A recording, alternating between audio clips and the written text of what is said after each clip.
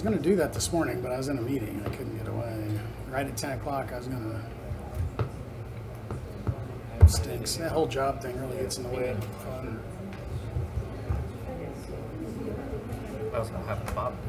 Yeah. I'm sure my wife might send a message.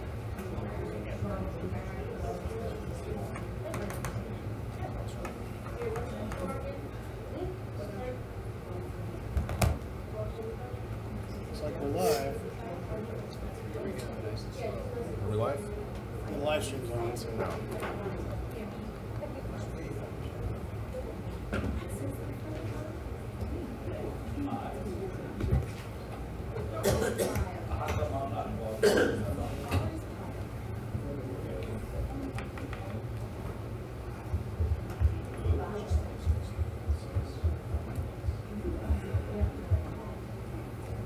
Did you hear from him?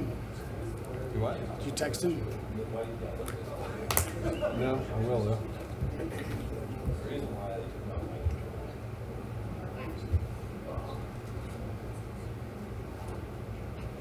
Dearest Mayor, where art thou? Dear Steve. Yeah. Are you coming to the meeting? It's come to my attention that we have a meeting. It's Monday. Yeah. I'm going to have to talk to him about his scheduling. We do have these in advance on the calendar for quite some time. It's been around. Well, hold on. There he is. Oh, good. What do you know? 7:01. You just got to 01. All right, it's 7 o'clock here in the city of Gardner, Kansas. I'm calling Gardner City Council meeting to order. Will you please stand and recite with me the Pledge of Allegiance?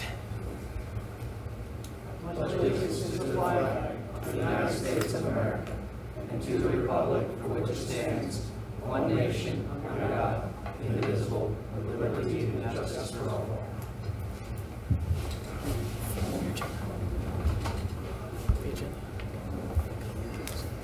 Thank you.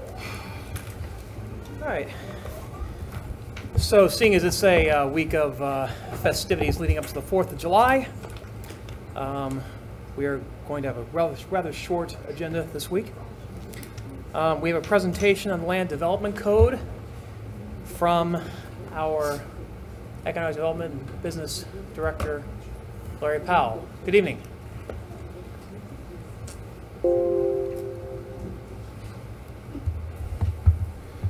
Good evening, Mayor, Council. Approximately 6 weeks ago, we were directed to come back to you and have a short recap of a couple of items. One of those in particular was driveways and hardscape, and so we'll do a short presentation on that.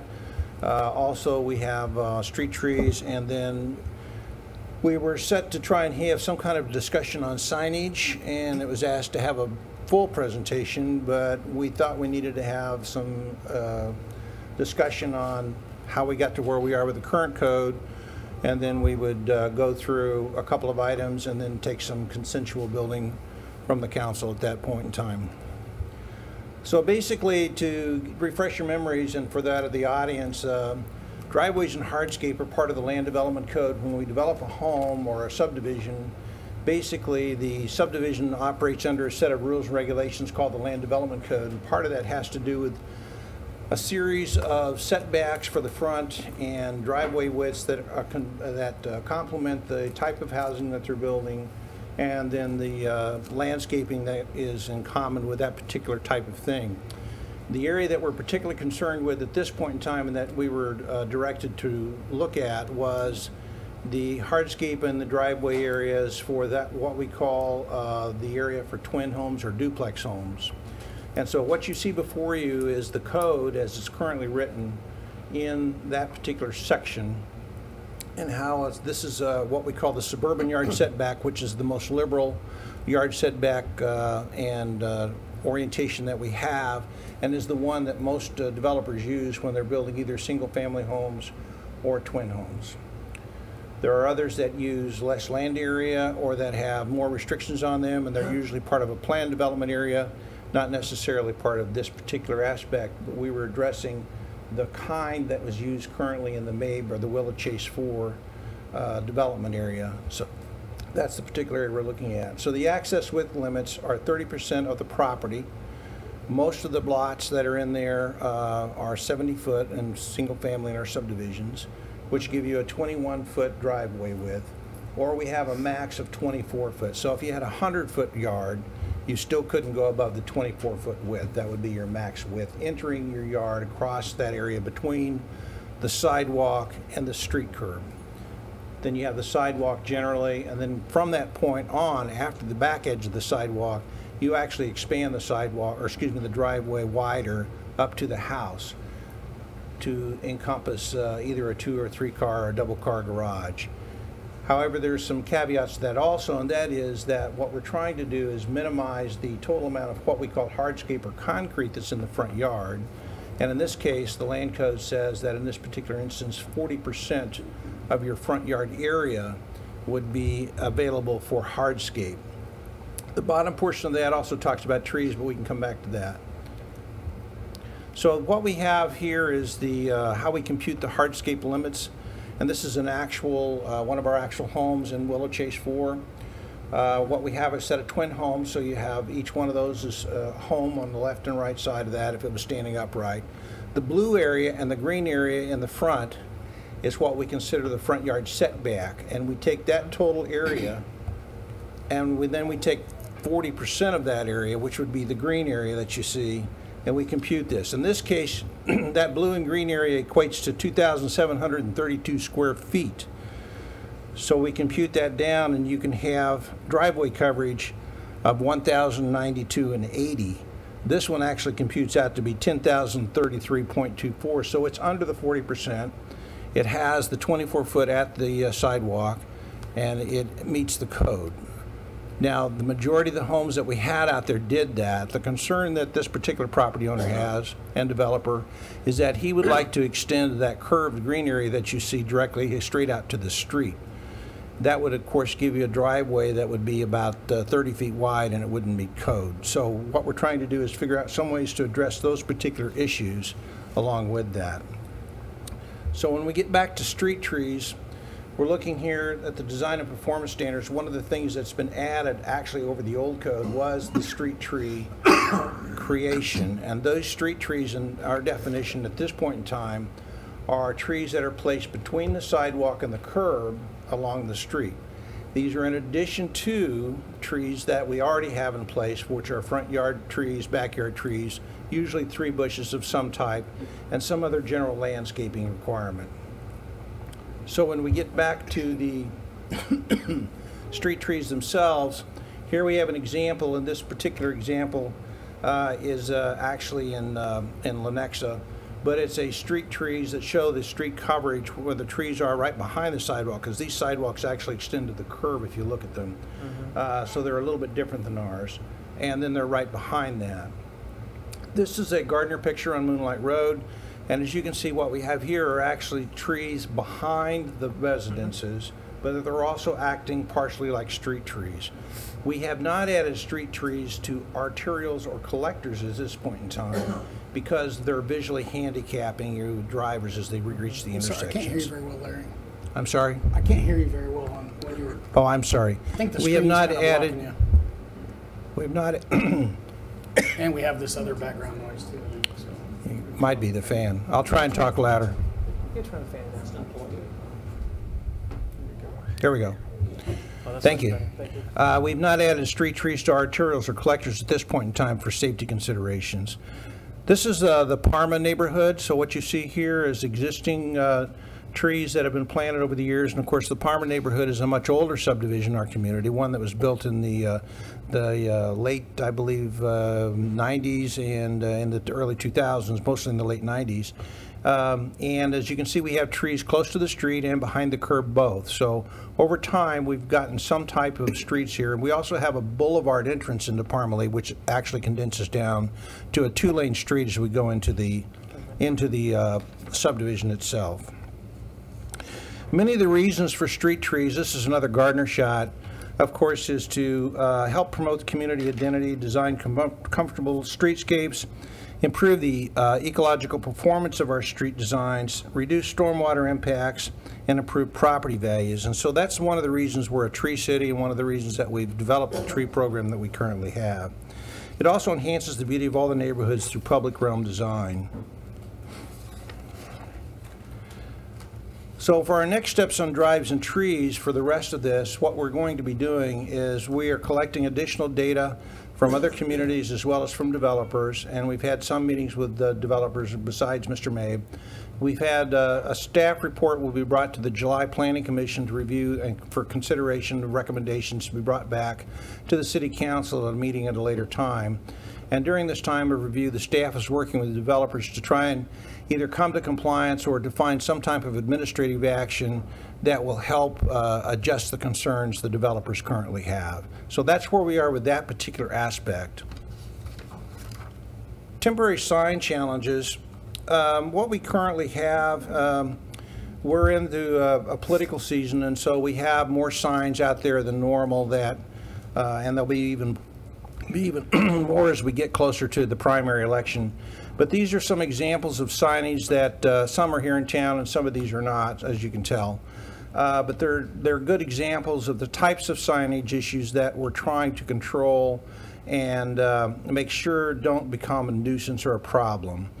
One of the questions we have for signage is how much is too much and how long is long enough for temporary signs. And so if you think about it, we've come quite a ways from our original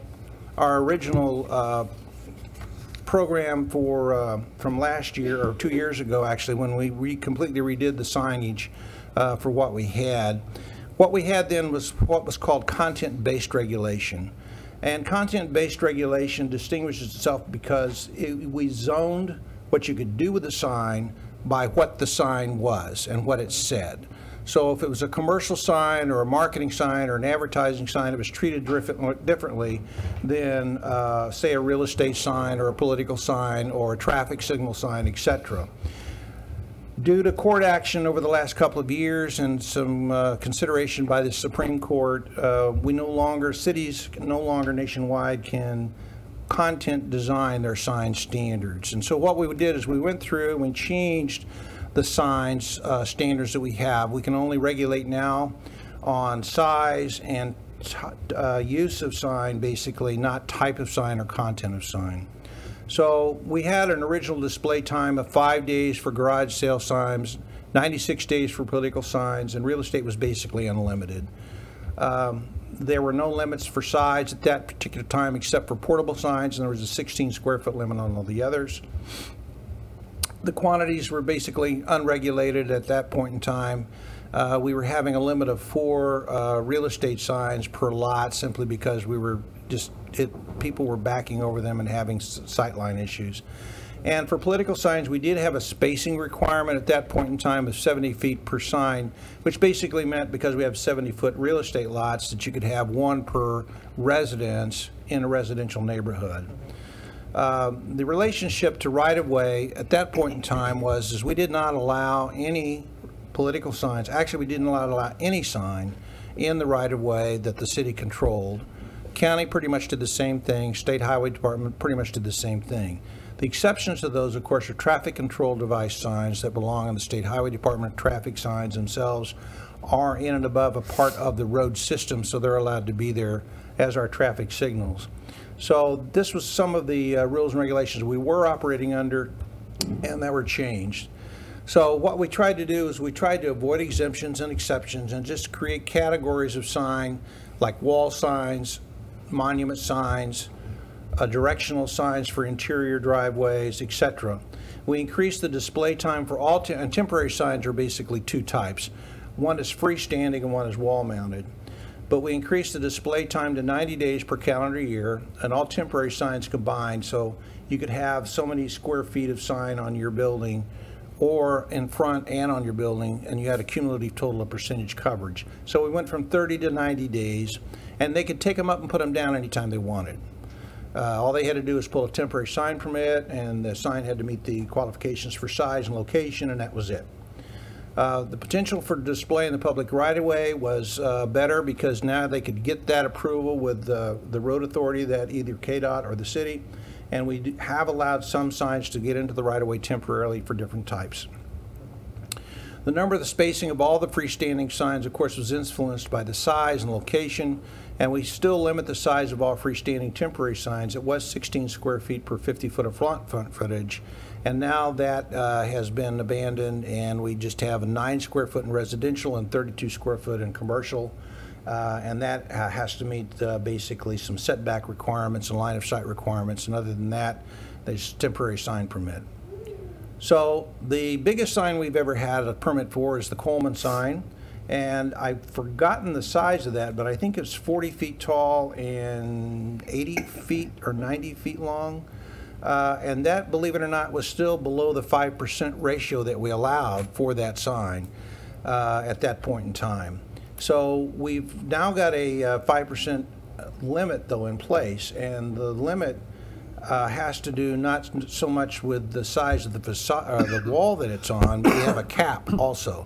So we're having a problem in this particular regards just for this one company, for the size of this one particular sign that they use occasionally. They have this sign that they do for hiring, and then they have another one that's similar that they use for when they're doing their tent sale once a year. So sign usage since the code is updated, and some of these are still sign issues that we're having today. Carrie Butler, our code enforcement officer, is responsible for enforcing the sign code. So when we get a complaint, we call Carrie, or one of the planning people or myself go out to talk to the landowner and figure out what's going on and find out if they have a permit for that sign, if so, when it was put in place and how long it's been. So what we've got are some signs. Basically, again, how many is enough? I mean, if we look at all the signs that you put along a fence behind this business, it way exceeds the number of signs that they're allowed to have. The banner sign on the bottom right-hand side, we still allow banner signs. They're limited in size to 32 square feet. So you can have any configuration that equals 32 square feet, but it has to be in a rigid frame. We don't allow signs that flap or act as an attention-getting way, which gets us to a problem with feather signs, because that's one of the things feather signs do. But they do make a rigid feather sign now, and that's we allow those. All they have to do is get the temporary permit. Then the temporary sign on the bottom left-hand corner, we used to not allow those. We now allow these as a monument, freestanding monument sign. All they have to do is get a temporary permit, and they can put those in place. These are some additional samples of signage. You have, of course, the commercial signs on the building themselves, which identify the business.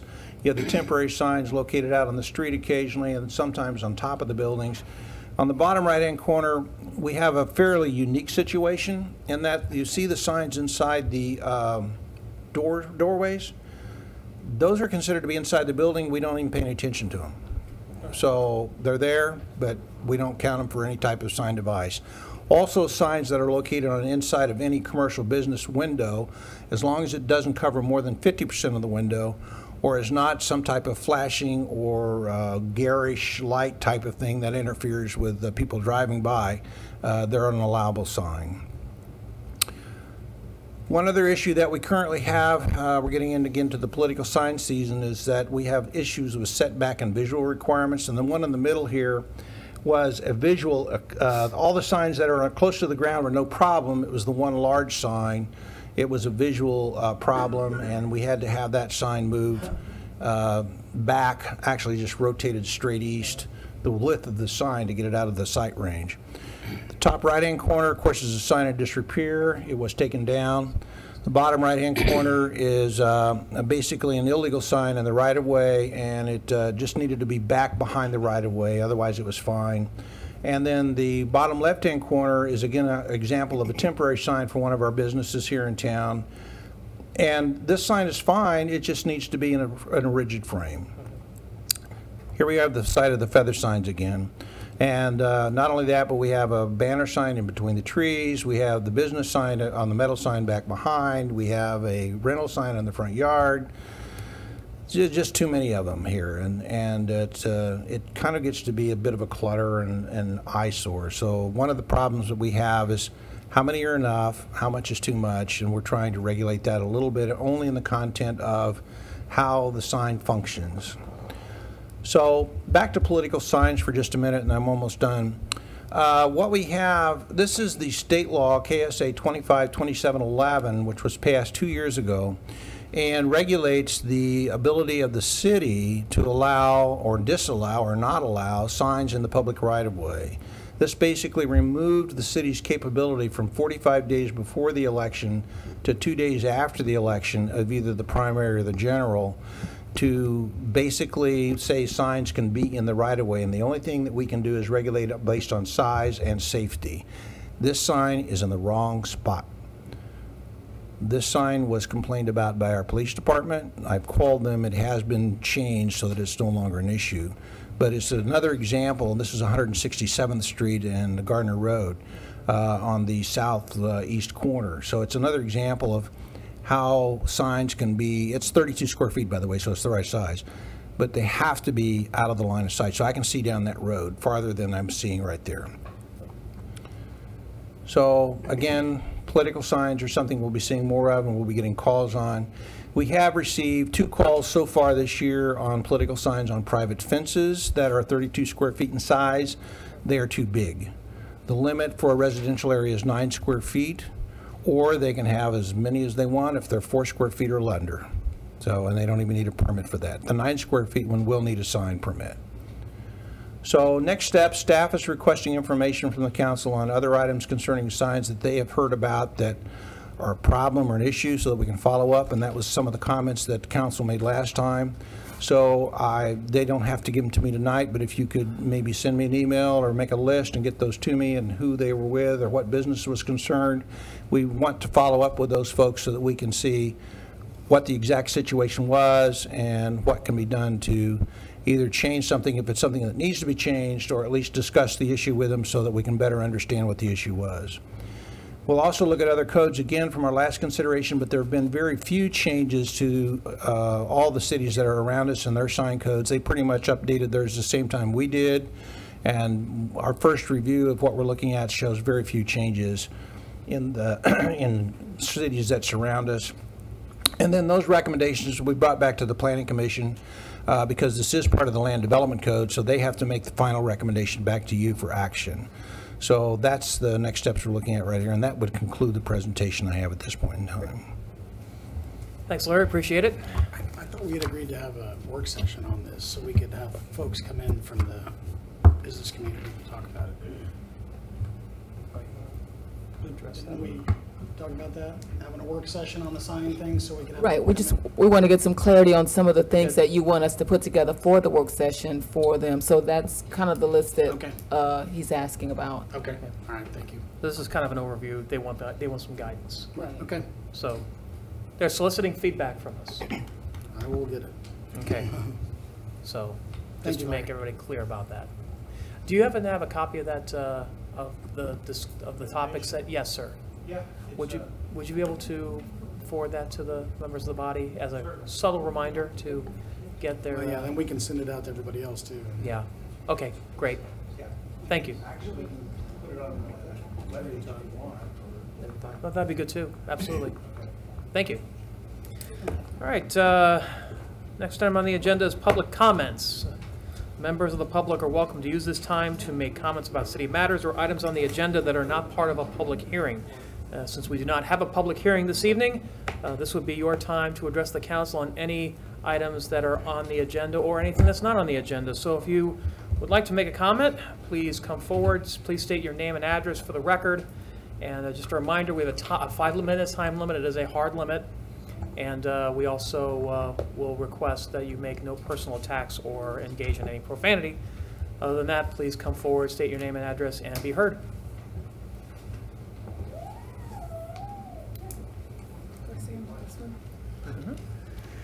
Good evening, Mayor and Council. My name is Carrie Newton, and my husband, Jeff Fredrickson, is here. We're 900 Witch Hollow, and we are here to ask that the property maintenance codes be looked at.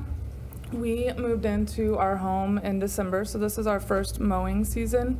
I have pictures if you want to look for a visual while I'm talking, but we back up to Moonlight, and we have 50 feet from our fence line to Moonlight, and there is a sidewalk there. It wasn't getting mowed, so I emailed the city, and after several attempts at getting an answer, I finally got one saying it's a right-of-way and it's legally our responsibility. I was a little confused by that because if you look up the definition of right-of-way, it's public use of private land, and that's not our land back there. So I asked for a copy of the code, and it says that a right-of-way, according to the city, is any of your property that is adjacent to a street. Doesn't matter how far it is, doesn't matter if it's your property, it doesn't matter anything.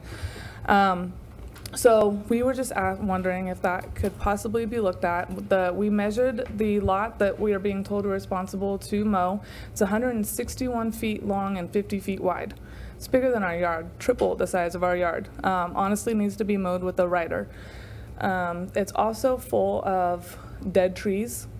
Every tree back there is dead. I was told 2 months ago that the city would take care of that. They're still all there. And then with the definition of right-of-way begs our concern of, do you consider that our responsibility on that sidewalk for shoveling snow or repair if you're telling us that the sidewalk that goes to Moonlight is our right-of-way? So I guess that's our concerns, and we would just really like that to be looked at and updated if necessary. Thank you. Carrie. Thank you, Carrie.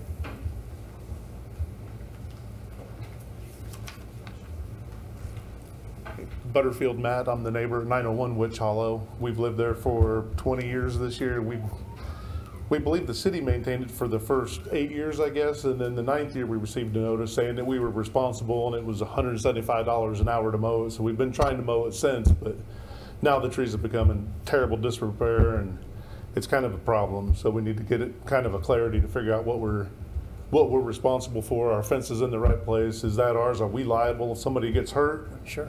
on the sidewalk? Or if we get hurt mowing it, is that ours? Because our insurance said you're not covered. So that would be our concern for that piece of properties. So thank you. Thank you. Thank you.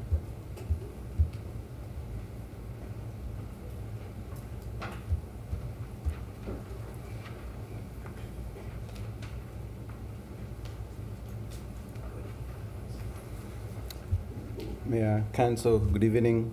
My name is Martin Jogu and my wife Lucy Jogu, and we live off 18309 Spruce Street. We've lived there for 15 years this summer. Last September, we ran into 2 lots that were on sale here in town of the Genesis additions, and we verified with the city that whatever they had subdivided for development is what it is. They said we could build duplexes there, and we checked everything and it worked out fine. We bought the lots. We closed on the loan to build in late March. Early April, we applied for the building permit. We've been back and forth trying to get the building permit in place so that we can continue with the program. But we've been back and forth and we haven't received it. The whole thing is the costs to keep going back and forth. We've run into some administrative adjustment costs, the loan costs, and of course the program is behind by 2 or 3 months now. So we request the council to take a look at the process of getting the building permits. This is the first one of the 2 that we need. And we don't know if the second one is going to drag this long, because if it drags this long, then the project is not feasible. But when we applied for it, we were told maybe 2 to 3 weeks you'll get the permit, but it's going to 3 months. Thank you. Thank you, Martin. One question. I'm sorry, I don't mean to I know you're not supposed to ask questions, but what's the location of these lots? It's 601 and 613 Meadowbrook. Thank you very much. I appreciate that clarification. Thanks. Martin. Mm-hmm.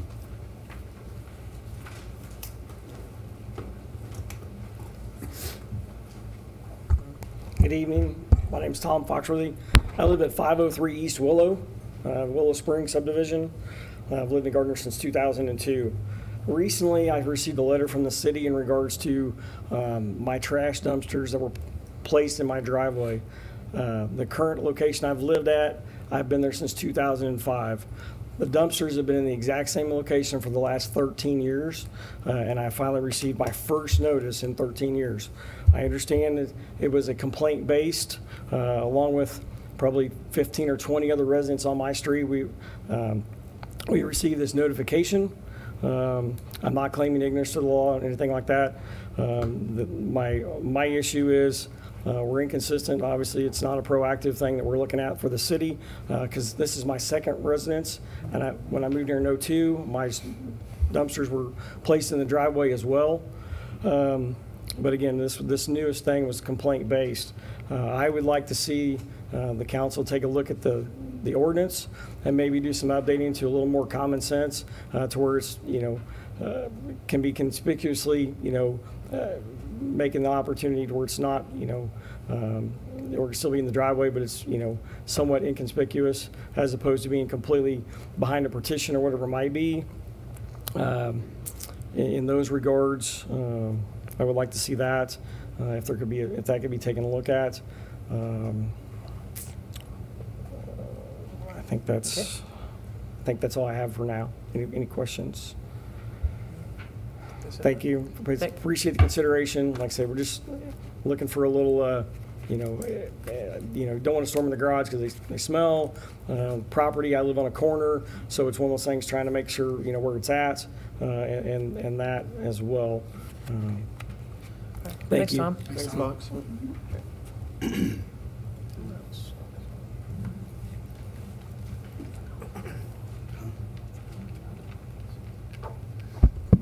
Hello, my name is Jeff Peters. I live at 500 East Willow. Got the same complaint Mr. Foxworthy did. We've been there 5 years. My concern at this point is that we've had our dumpsters there in the same location since moving in, have never received any kind of a notification. To be in compliance now, we have to drag our dumpsters into the backyard, because we're using our garages for our cars. So this is going to come at great expense, because I know there are probably, how many, hundreds of these that went out? Right? Pretty So, much the neighborhood. I mean, the only person that's going to make a profit off this is the lumber yard, right? So concern here is that I'm going to have to modify my property.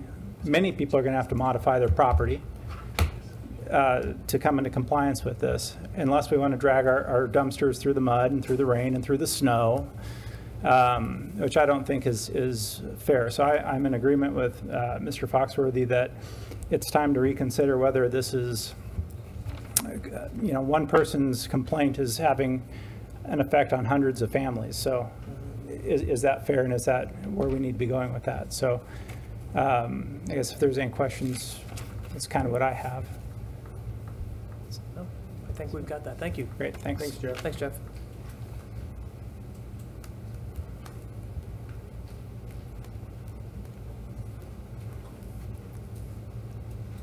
Anyone else? With no one else coming forward, we will move on to the consent agenda. Is there any member of the council who wishes to remove an item from the consent agenda? Hearing none, I'd like to have a motion on the consent agenda. So moved. Second.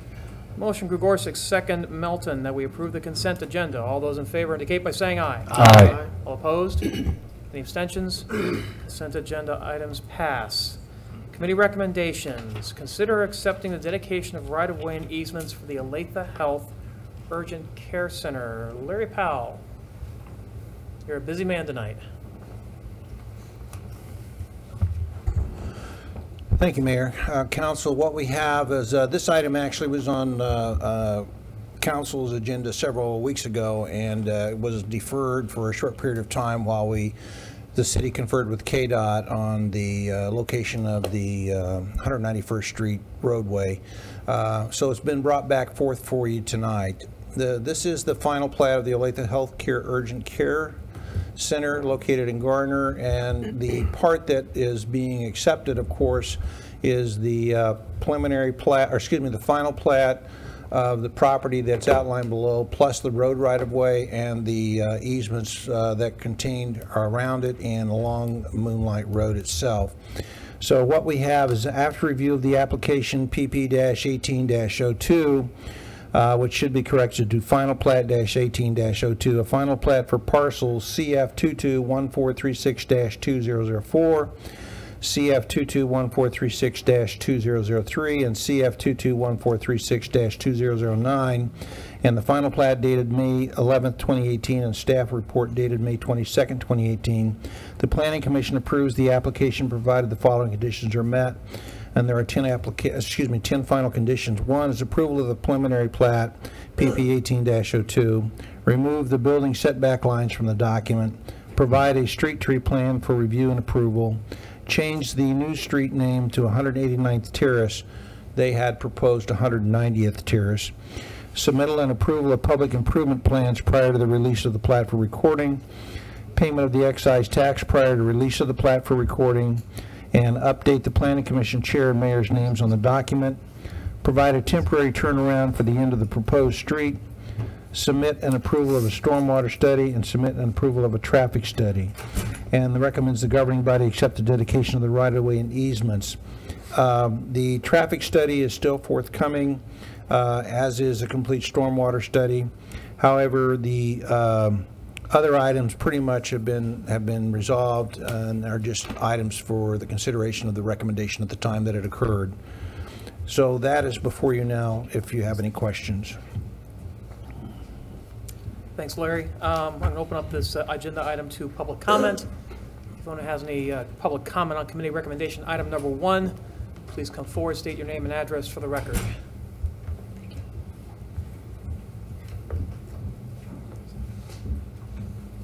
With no one coming forward, questions for Larry from the dais?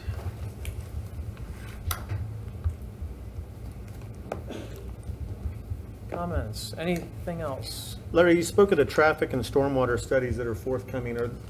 Would that hold up anything contingent on where we're headed with this partner?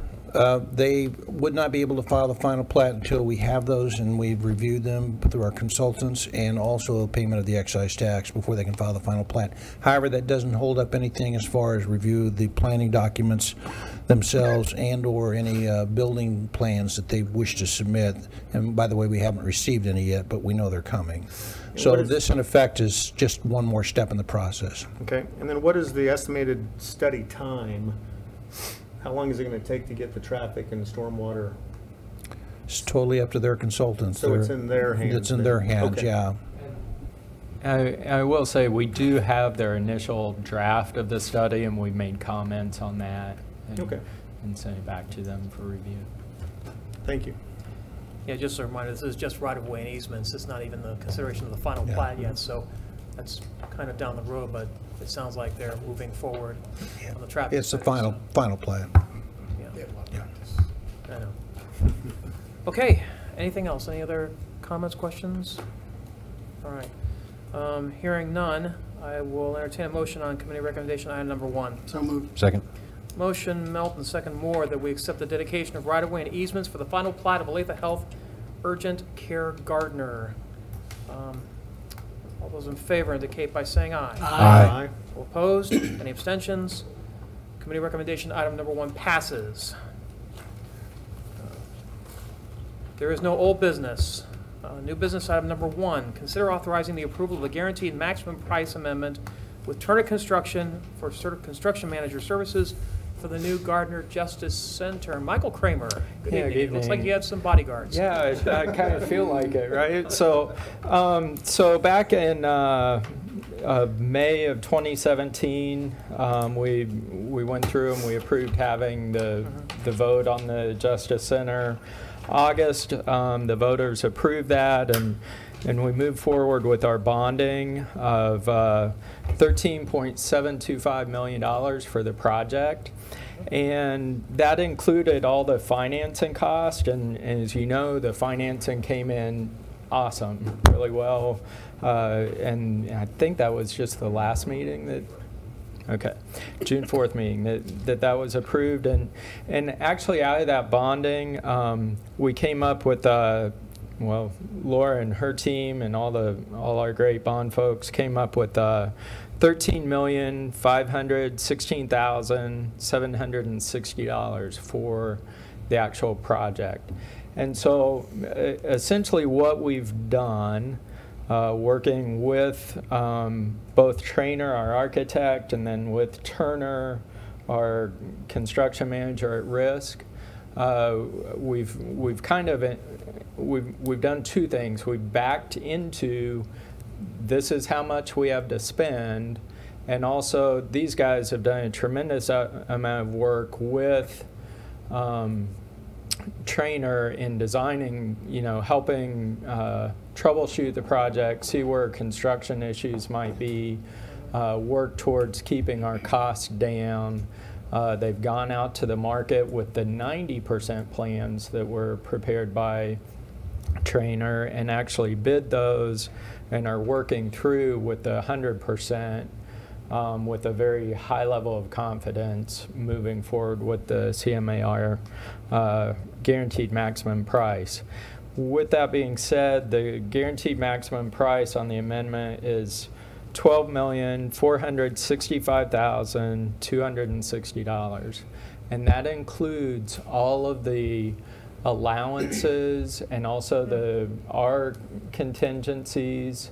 So our contingencies throughout the project are, okay, we see we want this change or we need this widget added to the building, and that's a request made by us to then add that into the project. And so those costs are built into this amendment, cost amendment, and will be, there moving forward.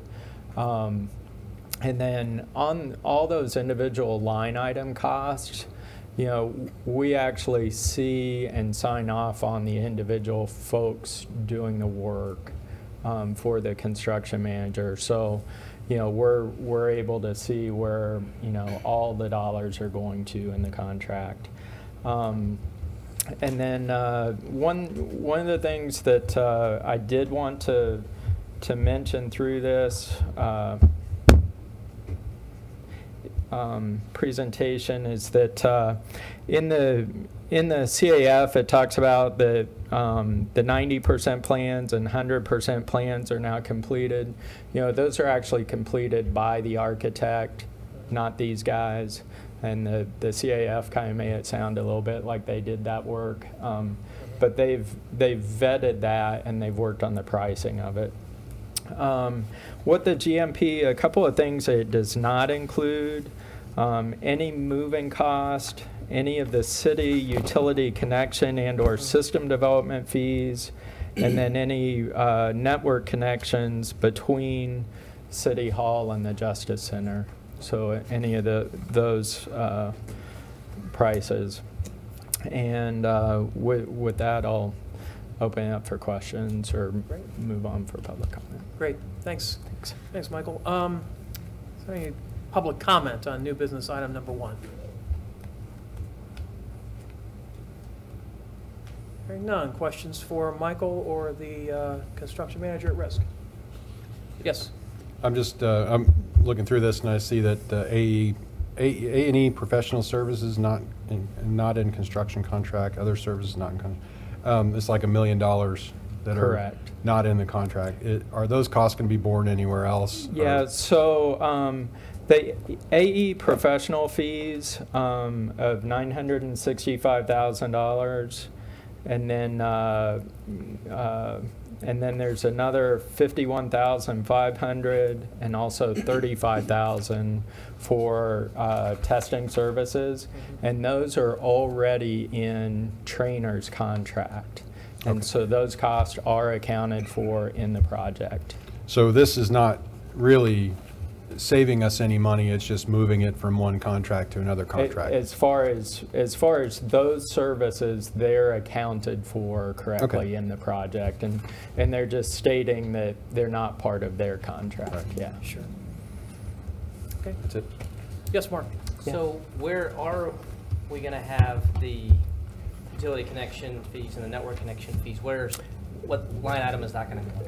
So as far as the electrical and water and sewer, so those fees are left out of the project. Typically, when cities do this type of project, those are not included as part of the project cost. And so that's really allowing all of those costs to go towards the Justice Center itself and not towards the utility connection fees. And then on it, one of the costs though that they are bearing is the temporary power cost, and so that does help offset some of that, cost. And I do have those what a typical connection fee would be, but again, cities tend to waive that for themselves. And then also with private industry, we have the ability through MOUs to waive it. And then we also, when folks are moving services from one location to another, you see that happen in districts where they'll move, their water meter from one building to another location if they're demolishing. So is this only connection fees, or is it any materials as well?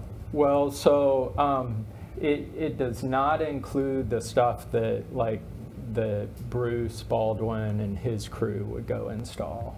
No. But it does include what would be the private, well, it includes more than that, because it does include, like on the sewer, for example, it includes constructing a public sewer to the building.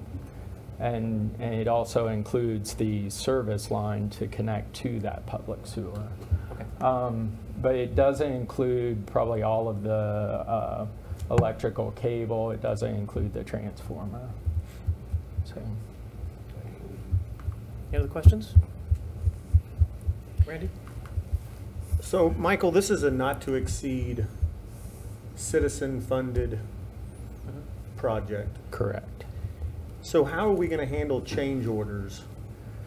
So the change orders, the change orders themselves, if they're above, the GMP or above what's included in their contingencies, they would have to come back to council. Okay. For things that are included within the contingencies, sure, they wouldn't come back. Okay. So. All right. Thank you. Correct. Yeah. Anything else from council? Hearing none, I will entertain a motion on new business item number 1. So moved. Second. Motion, Gregorczyk, second, Winters. Yeah. Yes. That we authorize the city administrator to execute the guaranteed minimum or maximum price amendment with Turner Construction for construction manager services for the new Gardner Justice Center with a guaranteed maximum price of $12,465,260.00. Any further discussion? All those in favor indicate by saying aye. Aye. Aye. All opposed? Any abstentions? New business item number 1 passes. Let's go build ourselves a Justice Center. Congratulations. All right. New business item number 2. Consider a resolution declaring it necessary to acquire by condemnation easement interests in private properties for the use of City of Gardner, Kansas for certain improvements to public infrastructure. This is resolution number 1990. It was a good year. Good evening, Gons. Mayor, City Council. This item is actually a housekeeping issue. In 2017, we had a project to do a backfeed project for the Circuit 41. The project was approved by the city. We purchased the materials, and then we couldn't obtain the necessary easements from the property owners, Pinnacle Construction LLC. So on April 2nd this year, the City Council voted to authorize the city administrator to initiate the condemnation process to obtain the easements for this project. So in order to do so, we need to adopt the resolution. Thanks, Guns.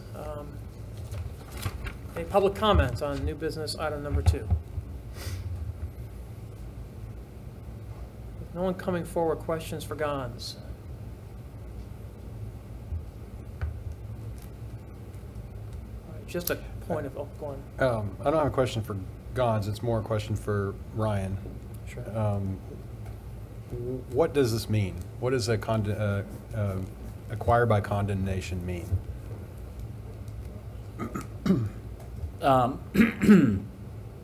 Well, you know, I think so far the discussions with the property owner have been unsuccessful in getting them to grant the easement. And so this is because we own an electric utility there, and I cite some of the specific statutes in the resolution. We're empowered to go in and acquire easements that are necessary for the operation of the electric utility. So this resolution is the first step in the process. After that, there'll be another action by this body to initiate the actual eminent domain proceeding, and then that's basically a lawsuit filed against the property owner, and then I can go through all the process of that if you want me to. But ultimately, what happens is that the judge says, yes, you have the power of eminent domain, and affixes, there's a panel of 3 appraisers who affix a value of the property interest being taken. And there's some statutory factors that they look at for determining fair market value. And this is not that part, we're just basically saying we're gonna start that process to kind of get them to the table, would be my guess.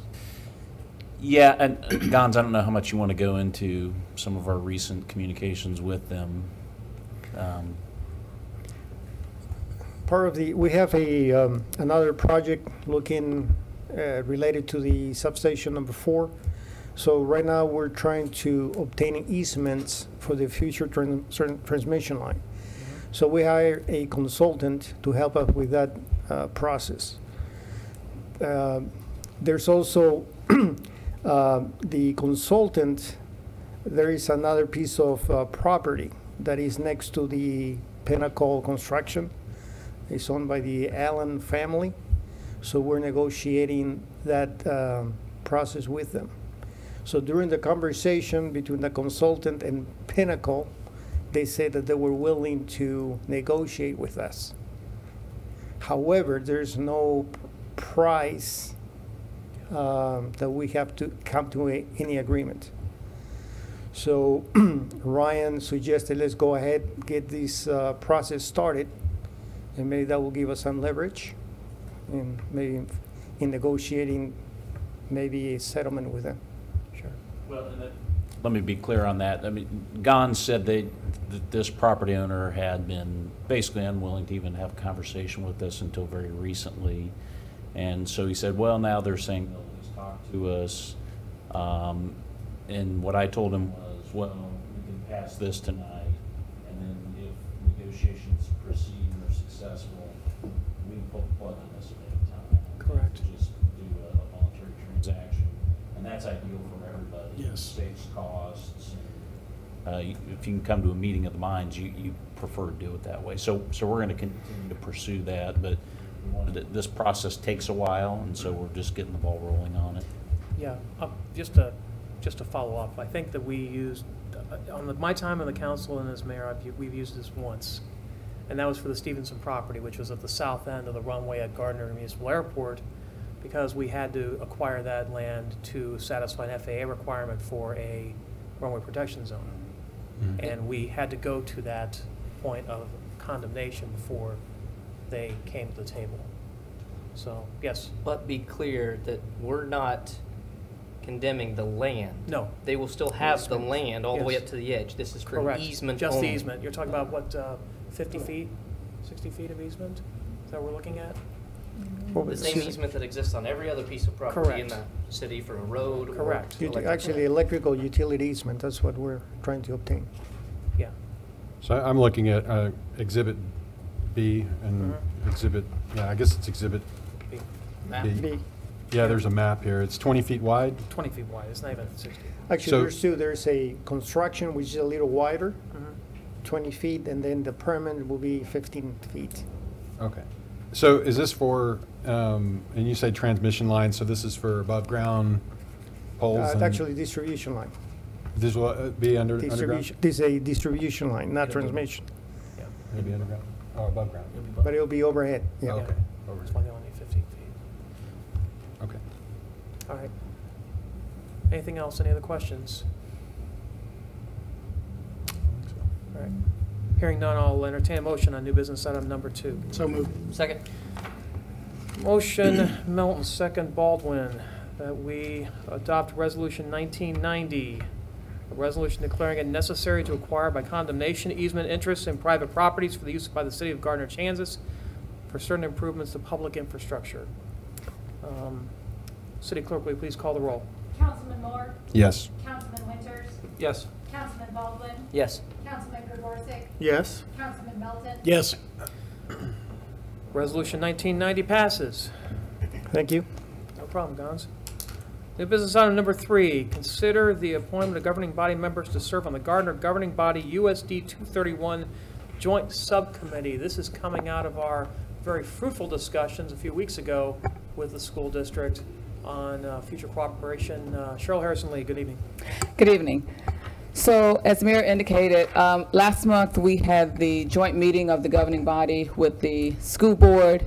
As part of that meeting, we agreed that we would put together a task force to continue, our subcommittee to continue those discussions and look at the items that we identified that we could jointly work on. So the school superintendent and I have discussed this month each entity selecting members to serve, and then we will be getting together to go over the notes and convene the first meeting with the subcommittee. So tonight I'm looking for 2 members of the governing body. 2. All right. Thanks, Cheryl. Any public comment on new business item number 3? With none coming forward, anybody who wants to volunteer? I'll volunteer, but I'm also going to volunteer for the next one if that makes a difference. My goodness. You're a new dad. You're a new dad. And you have you're trying to get away from the kids, aren't you? Okay. They're kind of crazy. Well, I know that. You mean wild? Well, 3 boys. Okay, so Mark Baldwin, 3. You're an amateur. Okay, so Baldwin wants to be one of the appointees. I'll be the you other want to be one too? You want Melton? Yeah, me. Anybody else want to be on that subcommittee? Not saying that I don't want Melton on it, but Nobody else does. That's okay. Okay, I think we've got 2 then for the USD 231 joint subcommittee. That being said, I will need to have these evaluated separately for the purposes of the record. So we will have 2 attendant motions on this particular item. The first motion will be to appoint Mark Baldwin as a member of the governing body USD 231 subcommittee. So moved. Second. Motion Moore, second Gregorczyk, that we appoint Mark Baldwin to serve on the Gardner governing body USD 231 joint subcommittee in accordance with the informal agreement reached during the June 12, 2018 Gardner governing body USD 231 joint workshop. All those in favor indicate by saying aye. Aye. All opposed? Any abstentions? Mr. Baldwin is on that committee. Second motion, appoint Rich Melton to serve on the Gardner governing body USD 231 joint subcommittee. I would entertain a motion. So moved. Second. You're going to move to put yourself on the committee? I'm that confident I want me on there. All right, motion Melton.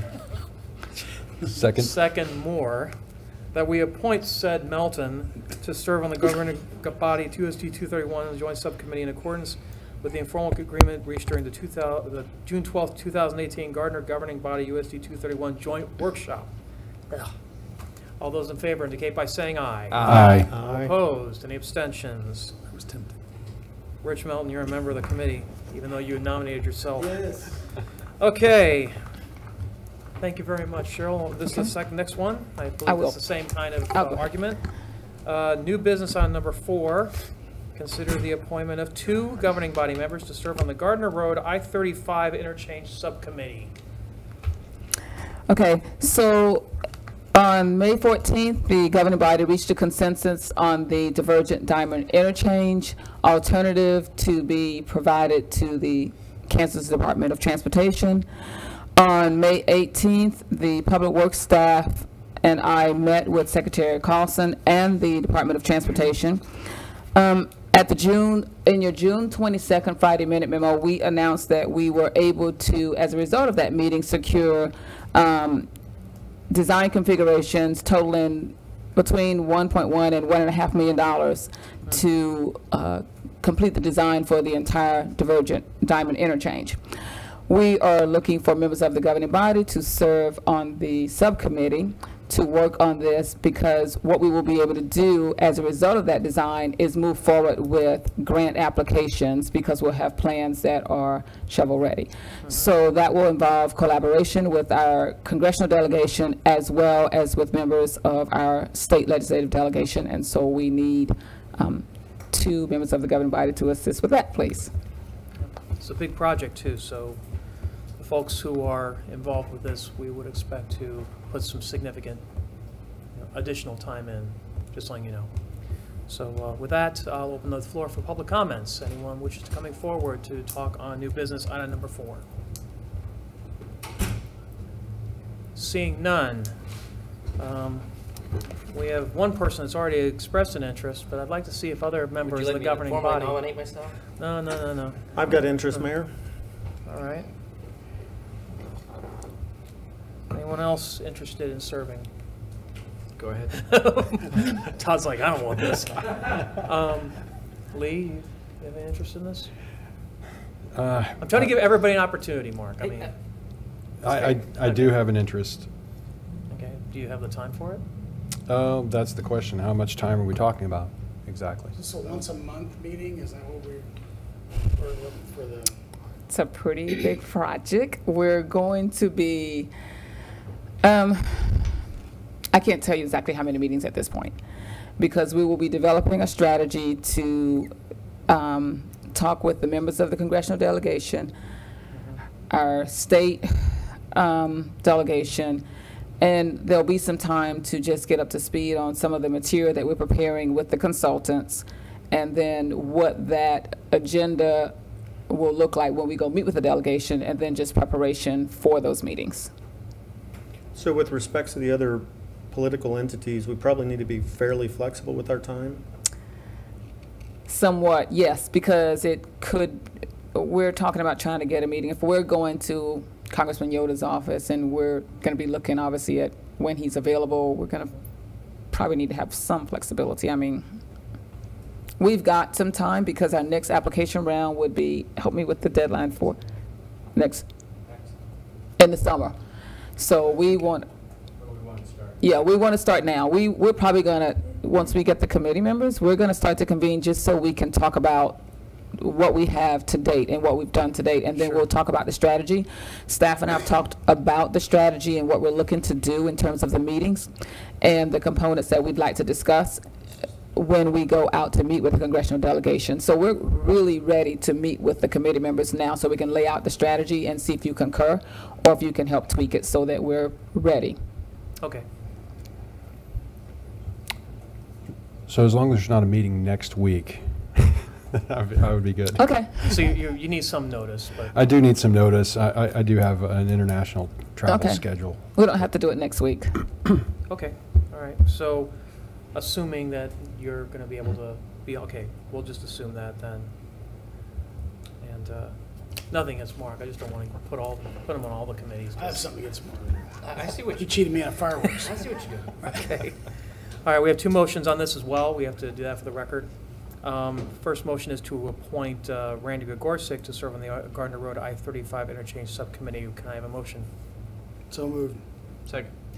Motion Melton, second Winters, that we appoint Randy Gregorczyk to serve on the Gardner Road I-35 Interchange Subcommittee to continue collaborative efforts with concerning the design, construction, and funding of the Gardner Road and I-35 interchange. All those in favor indicate by saying aye. Aye. All opposed? Any abstentions? Randy Gregorczyk has now been added to a very, very tough schedule there for so, I have flexibility. Yes, I mean, yes. I know I know your you're travels are a you're little in different town. than mine. You probably have more flexibility than he does. Next motion is to appoint Lee Moore to serve on the Gardner Road I-35 Interchange Subcommittee. Do I have a motion? So moved. Point of order, sir. Yes, sir. It just occurred to me, and I don't want to speak for Councilman Moore, but if he's unable to make it, should we have a contingent for that, or is it necessary that we have two people at the? Good point. And I was gonna wait until you finish to say, if you're not able to make it, can I get the council to agree to give me a plan as a backup, or either to move forward with one? And I speak for myself. I mean, Yeah, my schedule is flexible and fluid, but there are times that I need to do what pays the bills. Is there a question that we can possibly appoint a designee to serve in that individual's stead if they cannot make a meeting? Because that would be good for either one. Yeah, I agree. Okay. So we'll just say that as part of this process, if that individual cannot make a meeting, that they contact the city clerk, and that we will identify a person to Todd serve as goes. their designee. So we'd like to, with that, Yeah, just like me. so with that, Mayor, that's I'd the way I like to, Yeah, What if you can't make it? You're that's on fine. meeting. Or we need two designees. Then I'll call somebody else. All right. Okay, so we can't get we're going to through them at continue a with meeting, Lee though. Right. on this, and I believe there's a motion that's asked for, so. Second. Or did I made the motion, I guess. You made the motion. I second the motion. All right.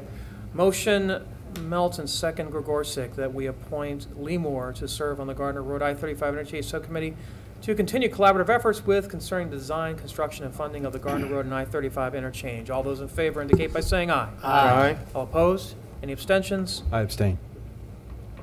Good man. Look at you go. I'm married. Yes. That's for my wife. The motion passes 4-0-1. All right, council updates. City staff, does anybody have any updates for council? We'll start with police chief today. Since most of the public comments were in regards to codes, I want to offer a suggestion.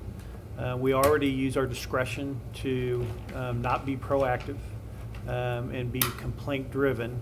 Can also use that discretion in with regard to enforcement if there's a consensus on, say, for instance, the trash bins.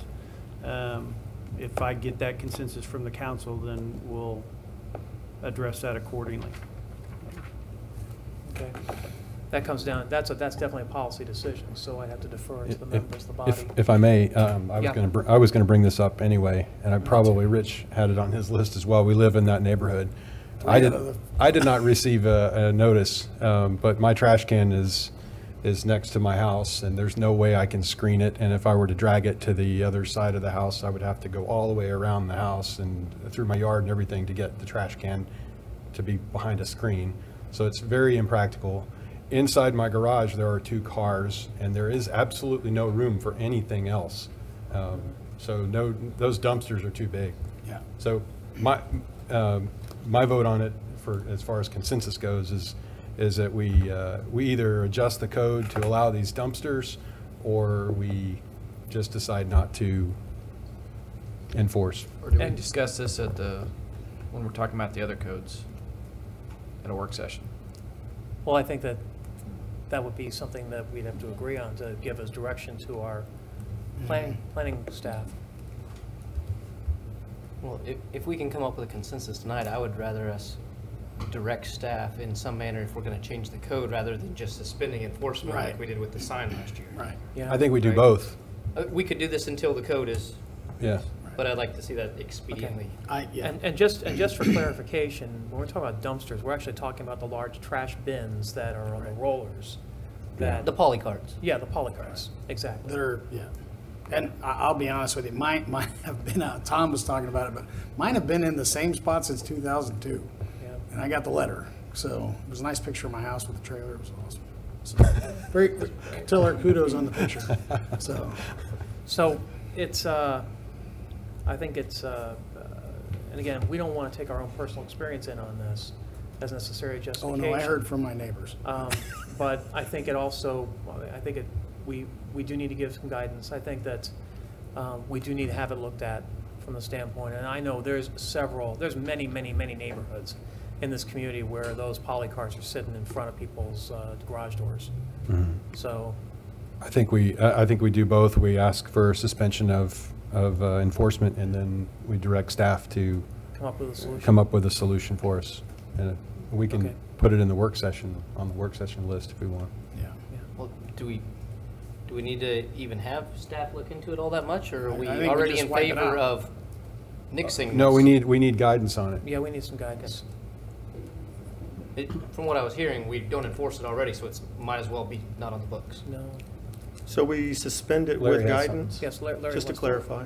Larry wants to speak real quick. That was going to be what I need for you to think about, is that if this is something you wish to remove from the code or change from the code, we need to bring you a recommendation so that because there are other places in the code this exists, it's not just in one spot. Correct. So we need to review what removing it does to the whole code so that we can make all the appropriate changes if that's your desire. So I would prefer bringing something back to you. Agreed. I want a clarification. Okay. Yep. All right. So I guess we have our marching orders then from the standpoint of consensus. We're going to add this to the list of items that need to be addressed with regard to driveways, and then we'll ask that you use your discretion on the. There was also the issue of mowing at the easement, and Yes. I'm familiar with the complaint. It's one of those, do we have the capacity to do it? The city used to do it, and then the city stopped doing it about 10 years ago. And it is a large piece of property that is about 3 times bigger than their yard, but code says they're responsible for it. Yeah. If we make it so they're not responsible, that means the city has to mow it, which we likely don't have the capacity at this point to do. So there's another area that she brought up when she came to the. And there, Is this easement that was procured when Moonlight Road was widened at the top end for future expansion down that way? no, Is that it's why always so been wide? that way. At theirs, it's like mine, because in my Yeah. backyard, and everybody that backs up to 183rd Street, Mm-hmm. we mow, I mow far more of my yard than it's Sure. mine. It's the city's property. They're really kind and tell me I can't put anything out there, and I'm like, hey, then you can start mowing it. And they're like, well, you know what? Whatever that is doesn't look that bad there. But they, and so that everybody on 183rd has that problem where it's, Yeah. 3/4 of it is not even ours, but we Yeah. maintain it. That's for the north city. end of the easement where if you wanted to put in a second set of lanes, that's where it would go. That's Well, where and the easement's sidewalk, is Yeah. that's really what it boils Yep. down to, is there's a spot Yep. for a sidewalk there. So, it opens up a real can of worms. That's why I haven't brought it up for 16 years, because, We haven't had to. man, there's a lot of right-of-way that's gonna have to get mowed, and somebody's gonna have to pay for it. Well, that's what we pay taxes for, quite frankly. I know. That is what property taxes pay for. I'd like a discount. Well, and All right, the city guys. coming in with a big tractor and just up and down a few times, you'd think they could knock that out, I think. Well, And that's So- actually on both sides of Moonlight, That's all over town. yeah. There's a lot of places like that. well, off of any major arterial, you're going to see that issue. You see that issue on 175th Street. You see that issue on Santa Fe. Well, can we take an inventory of the properties that need mowed and understand if maybe there's a subcontractor opportunity there? I know, Jason, don't you subcontract some of your mowing? Yes, we do, and Larry just showed me that property. I'd have to look and see in the contract Sure. if that's one of those areas that they. And maybe we could parlay that, Yep, and drive the price down based on additional square footage, et cetera. possibly. Waverly Road, you have the same issue as well. That Yeah, like I big said, take an area. inventory of all this land. Mhm. Well, we've had issues with creeks too, where the creek will get blocked and then water will accumulate, and it's actually, according to our code, it's the property owner's responsibility to clear the blockage so that there's not flooding. We had that issue last year as well. So, Yeah, do we really want that going on? Property owner going down there with a brush cutter? Chainsaw. yeah, so the property owner is going onto city property to clear off items that are that are obstructing a city easement. They end up breaking their leg. Who's liable? City attorney. Yeah. So these are the two Yep. properties that we're representing tonight. Yeah. And this street. Yep. So, You have an answer for me there, Ryan? Or That's a new one. but I mean, it's a possibility. I mean, if Yeah. someone's going on there and maintaining an easement because they're being told by the city that they have to maintain it, and there's an accident or some sort of mishap, and that individual, has some sort of bodily injury, who would be responsible potentially for that? I always think the same thing about shoveling the sidewalks. Well, shoveling What if you hurt sidewalks your that back? are- What if you have a heart attack? Well, I mean, seriously. Like, That's why I Sidewalks don't on my shovel property. mine. The heart attack thing scares me. So right of way, waterways are probably a little bit different, but right of way there are mixed property interests there. So the city only has certain property interests there to have the roadways, to have the utilities go through. The property owner still owns residual property interests in that road, and so that's how that sidewalk deal. That's state statute that says property owners have to maintain sidewalks along, because they still have a residual property interest there. And if the city vacates it and abandons it, it reverts back to that property owner. But like in my instance, or my neighbors that are on 183rd Street, if you look at Ames, we don't go all the way back. It stops because there's the city water line there, and there's all kinds of stuff in that. There's actually, I think, 3 water lines right there in the back, and I maintain all that on behalf of the city because I would get in trouble if I didn't. Right, but if the city. So same analysis though. Even though Ames shows that right-of-way line, your parcel line there, if the city vacated that additional right-of-way, it would revert back to you. You own it. So you own it, even though you don't. That's what I was told a long time ago. They came and cut my trees down on my property, even for Gardner Energy.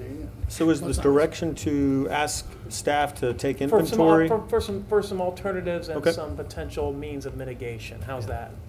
And then we'll talk about, what properties are out there, do an inventory. I'm sure John could pull up something on GIS that could give us that information, and then we Yeah. could just discuss based on the size of the sheer size of the loss that we're talking about, what we can do to maybe lessen the burden on some Maybe we should have folks. Laura find some more money too. We have to be careful also where we decide Correct. to apply Right. this. Some areas will make more sense than others. Like I mean, arterials, for example. Arterials, exactly, yeah, with That's large good strips guidance. of land. Yeah, Yep, when good we guidance. open this up, you're gonna have to go all the way out and start scaling back. Right. And look at what, you can't be selective here. Well, no, that's why you limit it to arterials where they have that extremely wide easement for potential expansion, of the roadway. So, Well, and you're going to have areas where the developer turns over the property to the homeowners, and they don't have a homeowners association to collect dues, Correct. so then they stop mowing, and then half the neighbors are mowing it, the other half are complaining that the other ones aren't, and that's what we run into. yep. That's another Yeah. issue. Yeah, we have other areas Yes. that are areas where there drainage. It was neighborhood drainage that Yes. is now a swamp, and there, You can't get it's them all right. actually it's a code violation sitting there. Oh, yeah. All right. Noted. Thank you very much, Chief. City Clerk? No, sir. Finance Director? No, sir. We've already heard from you, Ryan. Michael Kramer? Yeah, so on June 23rd, out at the Gardner Municipal Airport, the EAA and the Vintage Aircraft Association had a fly-in. There were probably about 50 planes there. I was unable to attend due to a family event, but in talking with everyone, it sounded like it was a really nice event. They had over 600 folks attend and walk through, and in talking with our airport staff, everything was run very smoothly and safely. So. Great. Thanks, Michael. all right. I will mention that I did attend the fly-in, and I was, I think, attendee number 548. I came there after the Billy Sims grand opening, which I'm going to be discussing as well. It was hot, but I'll tell you, there were a whole lot of people there with a lot of smiles on their faces, and they particularly wanted to commend Danica and Mr. Lakendo for the public relations that were done for the fly-in. It was actually mentioned on KCUR radio in the Kansas public access or PBS radio, and it got a lot of very positive pub, and a lot of young families out there from Gardner went out there to hang out and see the vintage planes, and they said this was probably the best attendant VAA flying they've ever had. So I want to thank Danica and her staff, her help with that. Wait, Danica has a staff? Well, what? Hey, I thought we took that out of the budget. Wait a minute. Oh goodness. Well, Danica and her Thanks, and her Danica. assistants, who shall be nameless, for doing that yeoman's work on that, and they do really appreciate it. So thanks. Larry Powell. Just very briefly, we've heard tonight on a couple of different issues, and some of them are public works, some of them are Parks and Rec, some of them are ours. So we'll all three get together and we'll work through the through the different attributes of these things and try and clarify exactly what parts of them need to be brought back to you and what parts can be maybe administratively adjusted or whatever to try and look at these situations. The one that was not was the permits for the two twin homes that are being built at, I think it was 601 and 613 Meadowbrook. We have been working with they hired a developer or a home builder actually to build that, a local home builder that's built in this city for many years. And we've been working with that developer on that issue. The problems we've had with the plans are not with the property but with the home building plans. The plans that were brought to us had some wrong sizing and dimensions and some other issues, and we would make comments and then we'd have to wait for him to get back to us. So we had some give and take over the last couple of weeks to try and get that rectified, and we finally called a meeting with him and said we need to sit down and take care of this. And so we had that meeting last week, and I thought that everything was done. Now I will double check tomorrow and see where we are with that issue, but those permits, in my opinion, should be ready to go. I was with them in the last meeting with our plan reviewer, and we finally made some additional notations on the plans for that developer that took into account the sizing that he had that was wrong and corrected them on the plans so that he didn't have to go back and pay his drawer again for another set of plans just to correct 3 dimensions. And so we've been working with them. I will also contact them, and we will make sure we have all the information we need to help them along. Okay, great. Thank you. Jason Bruce. Just wanted to remind everybody there's a big party out at Celebration Park on Wednesday, our 4th of July celebration. Festivities kick off at 3:30. We've got 4 acts coming in, zip lines. I think the last count was 16 food trucks. So weather looks very, very hot, so come hydrated. What time do they start singing, Jason? First band goes off at 3:30. Okay, thank you. All right, Gons Garcia, Utilities. No, sir. Cheryl Harrison Lee. Yes. So I had an opportunity to, as part of the City Administrator in Action, shadow the Finance Department. And I shadowed on cutoff day. And when they were prepping for their deposits. And I just want to publicly thank the finance team because they do a wonderful job, and particularly our meter readers who are out. It's more than a notion to go out and have to be the bearer of bad news for those who are not able to keep their utilities on. And so I just want to publicly thank them for the great job that they do and tell you that I had a chance to look at it firsthand. Yeah, I was going to mention you actually rode along with the meter reader on disconnect day. I did. They were like, okay, just wait here, because I don't know, I think they weren't real thrilled with my skills as a meter reader, but they did let me kind of tag along and It's definitely an exercise in diplomacy. It is. Nothing else, and it's good to know that, you know, we've got sometimes difficult customers, and sometimes we've got to, you know, exercise that. So, thanks a lot, Cheryl. Appreciate that. Start with council on my far right. Mr. Baldwin. All right, pedantic moment. Yes, sir. So, two things. I would love to see that monitor drop down into the top of the podium so that I can actually see people speak. If there's any way we can do that at some point between staff and the public, have it down at an angle so it's laying there, or cut a hole in it and stick it in there, something. But it's just a pet peeve of mine. In fact, if we could do it with these, I would be even happier, but that's okay too. The other thing is, I know across the country, we refer to Wednesday as the 4th of July, but as a government, I would love to see this banner, whenever it exceeds its useful life, and any of our communication that goes out, refer to everything as Independence Day instead of 4th of July. We're not celebrating the day in the month, right? It's a holiday because of independence.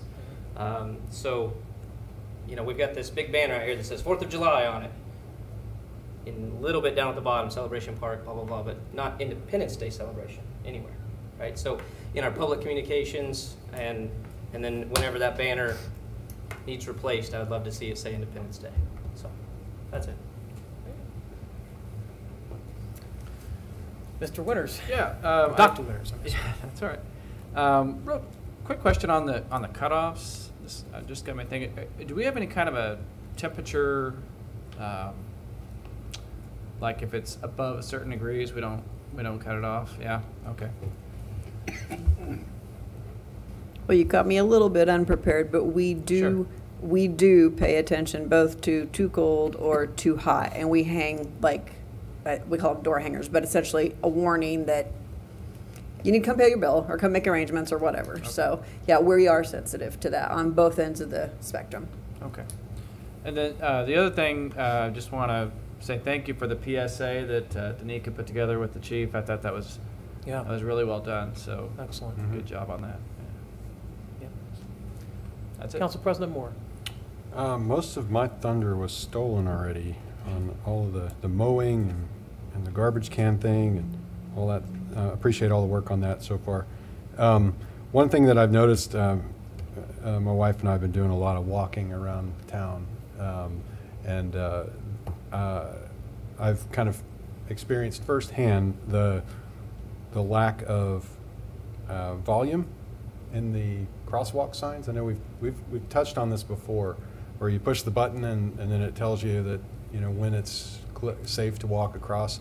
The volume is really low on some of those signs, and in particular, the one I'm thinking of is at Madison and Center, and it's the one where you cross Madison. And actually, the only way I've ever crossed Madison is going southbound. So it's just really, really low. You can't hear what it's telling you. You know, I can imagine if somebody was hard of hearing, they wouldn't be able to hear that at all. So. I don't know what we can do about that. I know we've talked about it before.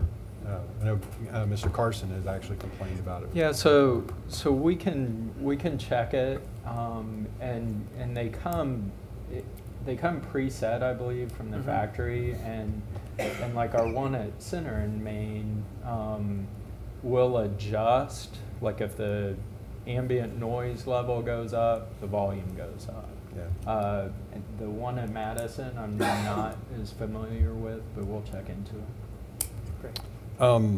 Also, I wanted to mention, I got really positive reports from VAA on the fly-in last weekend.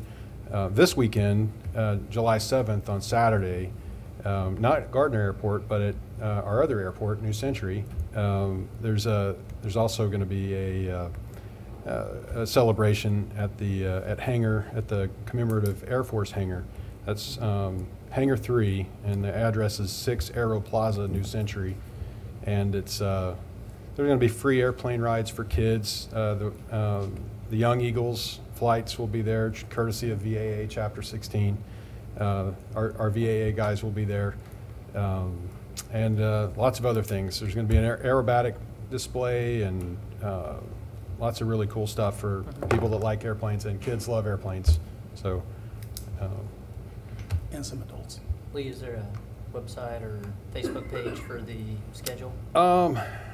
You know, I don't know. I found this on the VAA Facebook page, and if you just go in and in the search block in Facebook, you can search VAA or Vintage Aircraft Association Chapter 16, and their page will come up, and it's one of the posts in their page, so you can find the information there.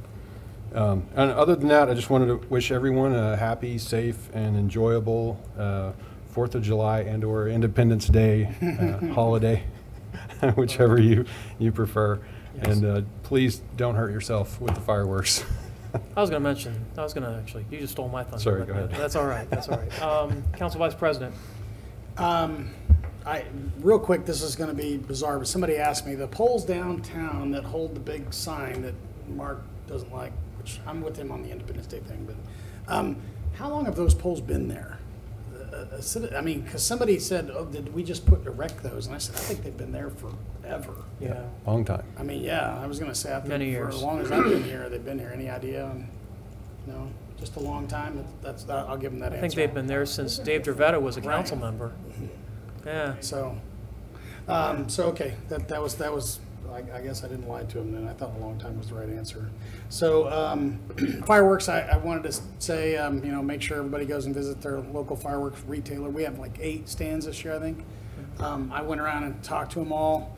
Of course, they have asked me to impress upon you all that they would really like to have 7 days of sales and shooting of fireworks. So this is kind of impacting the 3 days of shooting is really impacting their sales. They expected them to go up tonight, but something to think about for next year. We don't want those folks to run off and take their money. In fact, one of them did tell me that they knew a lot of people were going to Spring Hill to buy stuff and shoot off with their friends. So we're losing money to Spring Hill. We can't do that.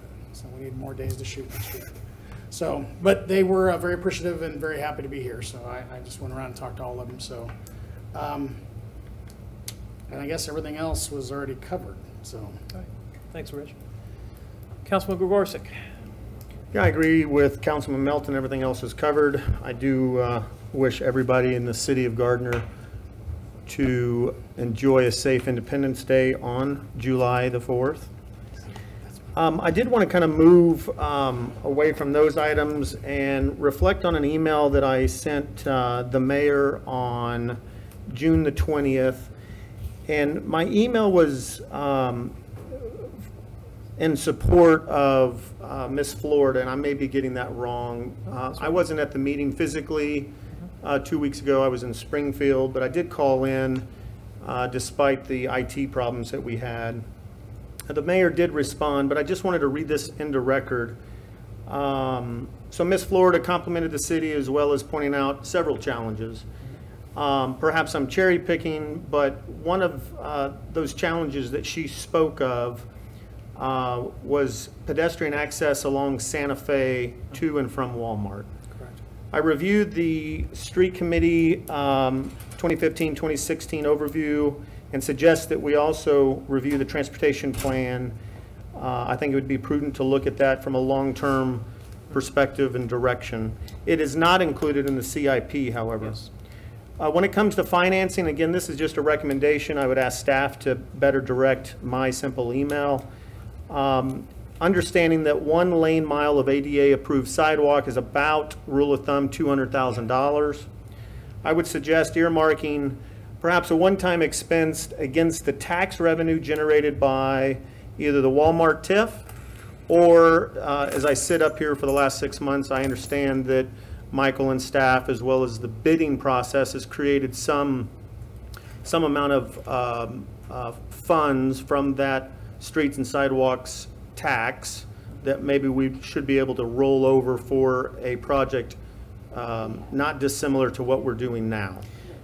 Yeah, and I appreciate that idea. I don't know under the statute whether or not that's allowed, and I'm going to defer back to so before we defer, Mayor, and I would be more than happy to hear the attorney's opinion. Sure. I think we need to take it a step further and understand what flexibility we have as a governing body to earmark revenue created by taxes for ADA compliant projects. So is it 10%? Is it 99%? And again, I'm being very extreme for a reason, but I think we should get back together at some point in time and create a binding agreement when taxable money is used, that said portion based on percentage of total taxed revenue generated be earmarked for ADA compliant and specific projects and improvements. Thank you. So I wanted to put that out there again. The mayor did respond to me the next day in kind, and I do appreciate that. And staff is aware of this between these correspondence, but I wanted to bring it up to the council body. And I do feel pretty passionate about this with respects to the fact that it's being financed by a tax, and those folks, both disabled and able-bodied people, are paying that tax. So I think that tax should cover the left and right spectrum, 360 degrees of that constituency. Yeah, and that's where I think I need some guidance from Ryan, because I don't know if, because the particular sidewalk you're discussing is the East Santa Fe sidewalk, which would go between the Car City location and Walmart. Yes, Mayor, and you already have development coming in on that parcel behind the car lot and Yes. the veterinarian, so you'll already have, by default, some sidewalk there Correct. that could run eastbound on the south side of Santa Fe, attaching and providing a safe throughput, if you will, for anybody for that matter. Correct. Also, in talking to Conestoga, several citizens out there thought it was a great idea because they, as Lee and his wife walk, they would be able to walk a wider portion of our community in a safe manner. So I would strongly recommend that we consider this. Yeah, and I think you also mentioned, well, you haven't even mentioned it, I've seen it firsthand, people walking from Conestoga to Walmart all the time, just to get out or to actually do shopping. I've actually seen both. So from that perspective, it makes some sense. However, I don't know whether or not, from the standpoint of the infrastructure sales tax, which is that street, sidewalks, and stormwater, because it's a new sidewalk, I don't know if it's considered a part of the project of that tax, because that only was for rehabilitation and repair of existing infrastructure. It's not to build new infrastructure. Am I not correct with that, Ryan? So I just have to get back in there and see. Laura and I were trying to jog our collective memory. We did ultimately terminate I know we terminated the tax increment financing plan, which benefited usually when you have TIF, you either have to have either a conservation district or a finding of blight. Okay. Laura's telling me remediated sewer ponds. So, I mean, there had to be some extraordinary development costs which would justify that. And there's two steps to the process. There's the establishment of the TIF district and then the adoption of the plan. I know, and we remember we terminated the plan, but I don't know whether we terminated the district or not, because you can have multiple plans within a district. So in theory, it would be possible to adopt a new plan. But I'm just going to have to dig in and see procedurally where we're at with Yeah, that. just wanted to get the ball rolling. We can take a look at what the options are. We can take a look at and understand if there is an option to utilize money saved through the tax-funded project. And to the mayor's point, if it doesn't qualify, we can take a look at other items, but I think it's something that we need to get on the horizon. Yes, Finance Director Gurley. One other option that you have is, and I don't know how many lane miles we're talking, but you will have some money, and not insignificant amount, in your infrastructure special sales tax fund as well. That's paid for by special sales tax. You're paying for debt service on phases 1 through 4 of streets and 1 through 3 of trails before it winds down. But as the money continues to come in for a little while, as the delta between what comes in and what's obligated, you will have some cash funding. And it, depending on how many lane miles you're talking, that's another option. But you see, I didn't know if that was an option because it is brand new sidewalk. Actually, we wrote that language was basically every possible way to construct, remediate, rebuild, rehabilitate, brand new. It was everything. Really? Yep. Yes. And the Streets Sidewalk Stormwater Committee has done an analysis or a gap analysis, and I think we Yeah, 167th was on it. right. And I reviewed that 175th analysis, was you're on correct. it, West of Poplar. And Santa Fe was on it. Yeah. So just to clarify, Michael Kramer, what is that approximate mileage? I think it's right at a mile or not, maybe less. Yeah, I would think so.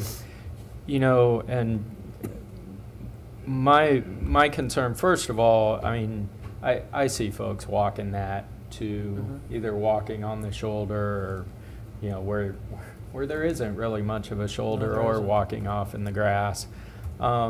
You know, so I see the concern and wanting to get that in. I am concerned because we don't have enough right of way for our future road project, and where we might locate a sidewalk now where we aren't wasting it and tearing out in the future.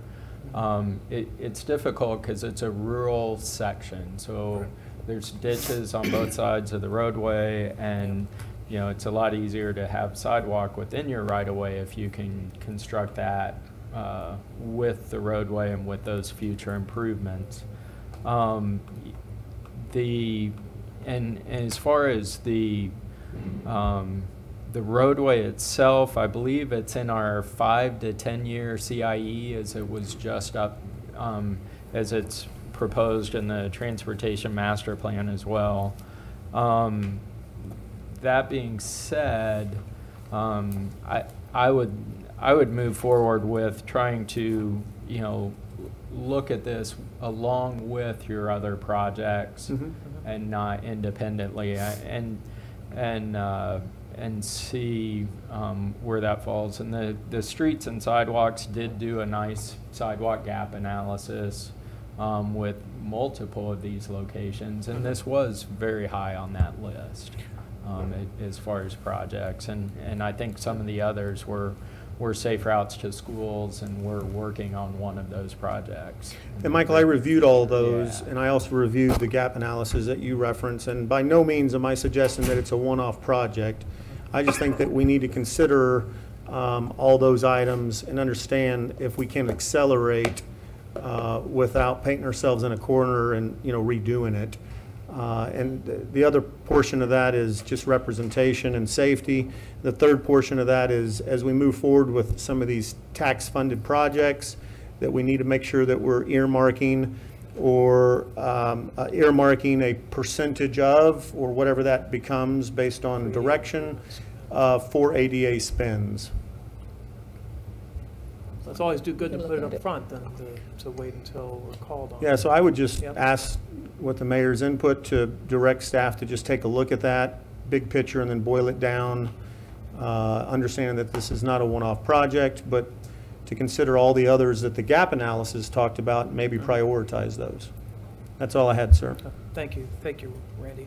And since I'm up next, I'm going to piggyback on what you just said and use it towards, from the standpoint of getting our citizen advisory boards staffed, because this would be something that will come before the ADA committee.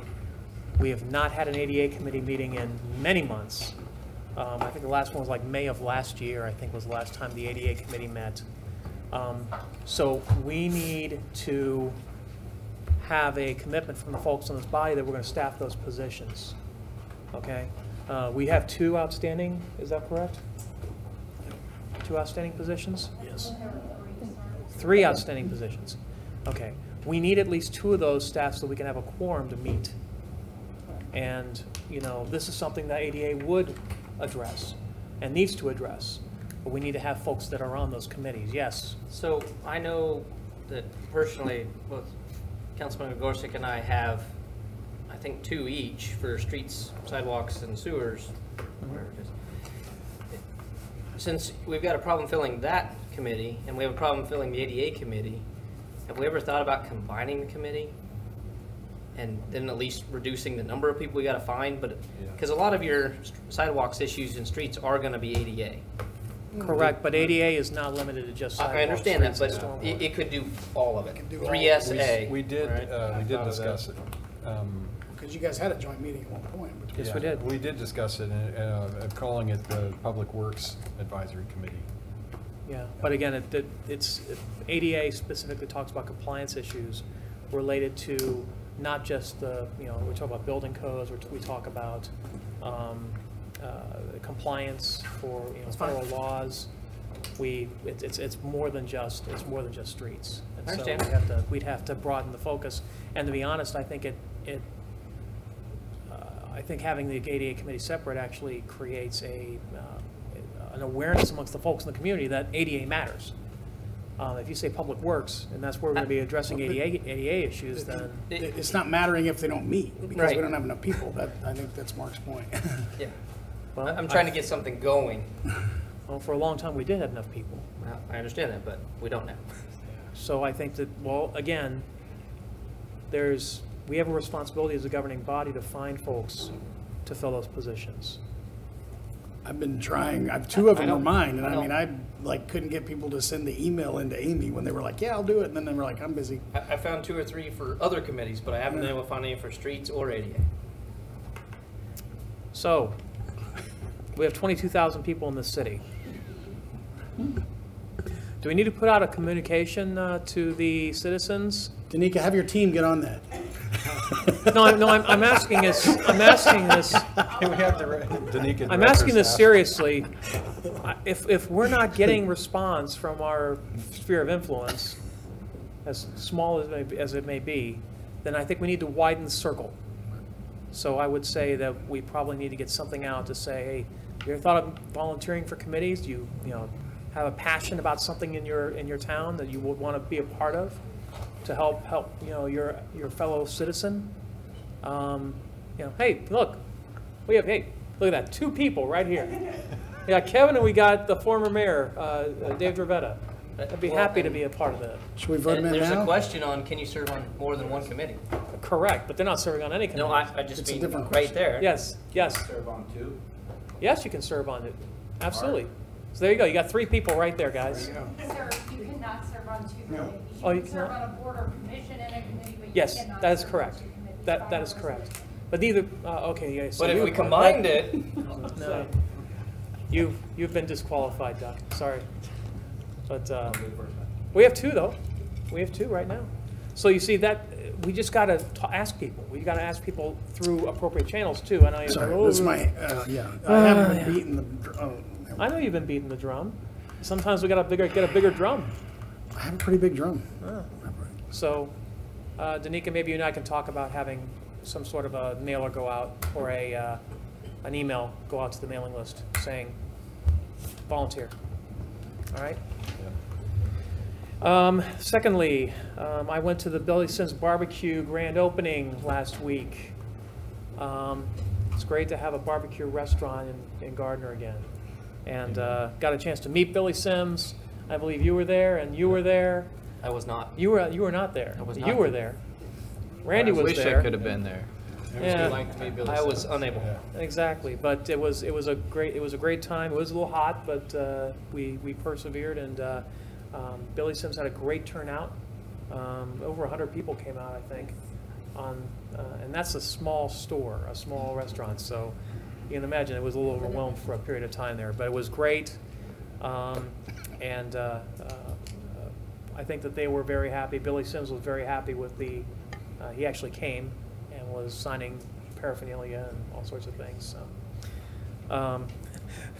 I'm talking, so Randy's like over there, he's like, I'm from Texas, the Red River rivalry and everything, so, but it was a lot of fun. And the only other thing I had was, there was a request from folks at the VAA. I talked to Dave Glider, who actually I believe, was he in the, yeah, he's in the audience right now. Thanks for coming, Dave. And he had sent an email to me about a couple of things. First of all, there was a request made to regarding the aircraft hangar, not the aircraft hangar building, but the lounge building, the old hangar space that is not being used right now, and whether or not the VAA could use that as storage space for non-hazardous materials. Is that something that we can do? Michael? Well, actually, the problem is my code problem. We have a mold issue and some other electrical issues in that building, so before you would make it available to anybody, you'd have to do, and fire code issues, you'd have to make some pretty, you'd have to spend some money to clean it up and get it ready to do anything with. Even for storage? I'm sorry? Even for storage, where it wouldn't be occupied, it would just be storage? Well, I mean, yeah, it's a problem because, I mean, if you're dealing with mold and you put something in there, you're basically infecting what you put in there with what the mold is. And if I have unsafe electrical wiring and somebody goes in and throws a light switch and it catches on fire, then. Is that the terminal building as well? Because that's what I was asked about. Was the terminal Well, we building. have issues with the office and the terminal and the flight service and the restrooms. All of those facilities are equally lacking in maintenance care right at this point. Okay. So what, do we have an inventory of violations and supporting documentation for that? Like, for example, we have the mold inspections. tests. Yeah, we've done inspections and we have material, I mean, qualifying items that have said that, you know, we really can't put people in those situations right now. Right, because the VAA building is bursting at the seams. That's one of the problems they've got, is that they have so much stuff in there that it's difficult for them to move around. They use that as their primary workshop as well as their meeting place. So that's one of the reasons why they were looking for that. We'll have an empty city building in the year.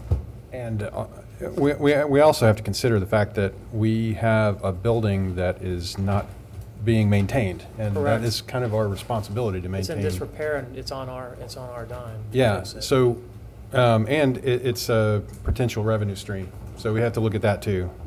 We're missing revenue because the building's sitting there idle, and it's only getting worse, right? If we don't fix it. So some of the issues right now, we are currently working to determine a course of action on you know, how to bring them into compliance. And so we are working on that direction. Last week we had a fire protection engineer come in and look at the terminal building, and that's one of our major concerns is the recent fire inspections on that building and the access and such that came up on those. And so we're trying to plot a course forward. But you know, at this time we don't have that course set yet, and I would expect that at some point, you know, for those you know, to those reports and such to come back to the council as a recommendation of this is how we need to move forward. Yeah, and semantics are kind of everything to me, and you know. I heard mention that to see what we need to do, bring them into compliance. To be honest with you, it's our building. We'd be bringing ourselves into compliance, and you know, we need to own that asset. I think that's what it comes down to. We need to own and manage our own assets. We are the owner. Exactly. It's our job to make sure that it's viable. And so, you know, if we look at it from that perspective, it's in our own best interest to try to, you know, come up with a solution to try to get these things rectified. Well, we're not only going to incur the cost of renovating, but right now we're incurring opportunity costs. And we have been. Fixed base operations. We have been for however long we've had it condemned. We've not been able to rent this building out. So it's only getting worse if we don't get on it and come up with our laundry list, figure out what it's going to cost, and then, you know, kind of like the golf course. Yeah, come back to us and let us know. Unless I heard, And we do have cost in future CIP. Correct. But just like with the golf course, the longer it waits, the worse the Worse it problem's gets. going to get. It's not going to get any better. So. it sounds like that's what they're working on, though. And and correct me if I'm wrong, Mr. Kramer, but I think when he said them, he was referring to the buildings. Okay. So he's referring to our buildings. Okay. That we're correcting. Yeah, and I understand that. I also wanted to send a clear message to the folks at the aircraft, you know, the Vintage Aircraft Association and patrons at the airport that it's not an us versus them issue. It's an us and us issue, and that we're going to work together in partnership to fix these problems. I think that one of the feedback items I got from the folks at the VAA and some others that I talked to out at the airport is sometimes they feel like they're a little left out of the conversations and don't feel like they're a true partner. So I want to let them know, hey, no, we see you as a partner, and we see you as a value-added part of our community. So that's about all I had. Again, I appreciate all the work that is done by our law enforcement teams, and we had a great event at the Justice Center opening. Almost all your staff came out, didn't they, Chief? It was almost a full house, and we had Zeus there too. You don't pet him though; it might take your hand off, but Depends on what was in your he was very photogenic, though. I have to say that. So, He's thanks the again. most photographed officer we have. We got that right. Probably the cutest one too. It's because I'm not one of them. Oh, okay. All right, we'll just leave it at that. All right. Anything else? Yes, Mayor, I'm sorry. And I should have been more prepared, but you did remind me that Chief Pruding and his team, as well as Sheriff Hayden and his Yep. team, were at the Coffee with Cops. Yep. And that was well received. They did condense it to one location. Saw a ton of people. There were so many people there that they needed to adjust the temperature, I believe. But I saw a lot of kids running around with badges and stickers. I saw a lot of parents visiting from a PR perspective, and I'm no officer, nor do I want to be one, because they have a tough job. I think it was a great event, and I appreciate them putting that on, and I hope we can carry that on on an annual basis. So I apologize, Chief. Yeah, thank you. Thank you. Yes, and Lee's got one more thing. Yes, Lee. I was just going to ask for a timeline, or maybe can we have a commitment for the next meeting that we'll have some more information as to what it is on this laundry list of things that we've got to fix on these buildings. Yeah. Just I want to make sure that we're continuing to make progress and we have a timeline. Yeah. Sure. So, Okay, great. Thank you. that's it. All right. Anything else from anybody at the dais? If not, I will. We'll move forward into. We have 2 executive session items this evening. The first one is an executive session regarding attorney-client privileged communications. How long do you think we need? Oh, we're going to flip-flop them. Okay, so we're going to go with the second one first. We're going to flip them around. So the first is going to be executive session to discuss matters related to non-elected personnel. And how long do you think we'll need for that? 30 minutes? All right, we'll start with 30 minutes and then we'll see where it goes from there. So I would entertain motion on executive session. So moved. Second. Motion Melton, second Baldwin, that we recess into executive session pursuant to KSA 75-4319B1 to discuss personnel matters related to non-elected personnel, beginning at 8:58 and resuming regular session at 9:28 p.m. All those in favor indicate by saying aye. Aye. All opposed? Any abstentions? We stand in recess.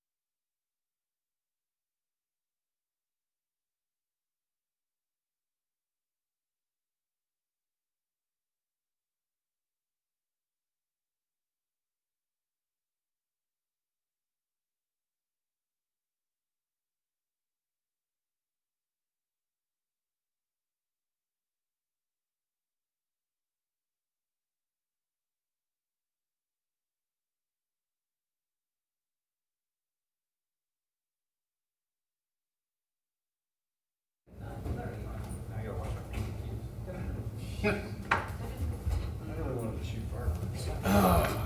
them. Oh, there, fireworks. Next year, you guys give us 4 days and we can work around it. If you guys want 15 minutes, 15 more minutes. All right, we'll go 15 more minutes. Yeah. All right, I have a motion to resume regular session. So moved. Second. Motion Melton, so motion Moore, second Melton, that we resume regular session. All those in favor indicate by saying aye. Aye. All opposed? Any abstentions? We are back in regular session. I'd like to entertain a motion to enter into executive session. So moved. Second. Motion Moore, second Melton, that we return to executive session pursuant to, yes, I left my information in the back. Sorry about this. That was a general obligation policy. Okay, there you go. Nope, that's page one. there. Hold on. Consider, thank you very much. Oh, yes, B1. Yes, concerning matters related to non-elected personnel, beginning at 9:28 p.m. and resuming regular session at 9:43 p.m. All those in favor indicate by saying aye. Aye. Opposed? Any abstentions? We are back in executive session. Yep. Sorry, I just.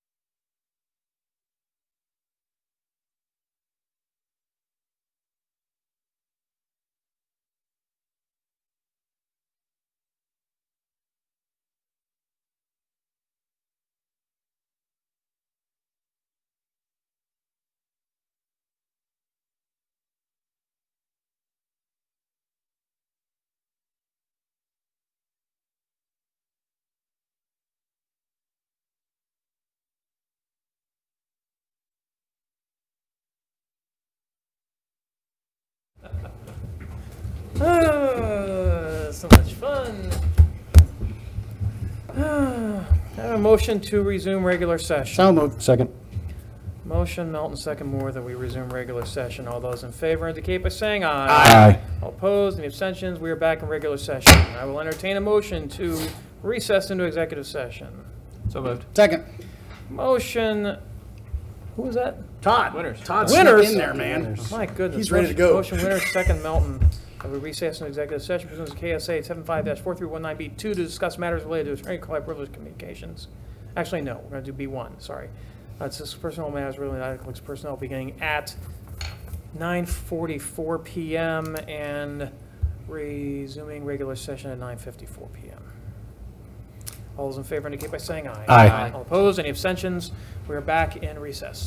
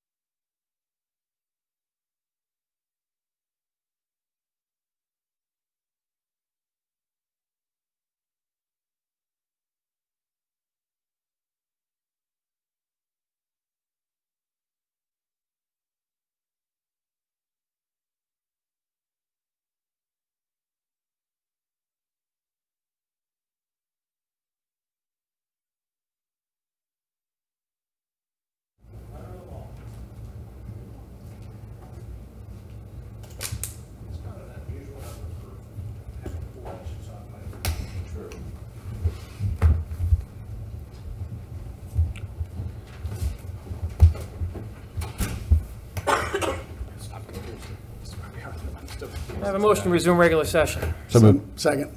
Motion Moore, second Milton, that we resume regular session. All those in favor indicate by saying aye. Aye. All opposed, any abstentions? We're back in regular session.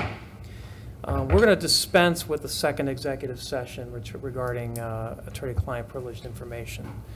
If that's a problem with anybody else on the dais, we'll strike that agenda item. Now we're at the point now where I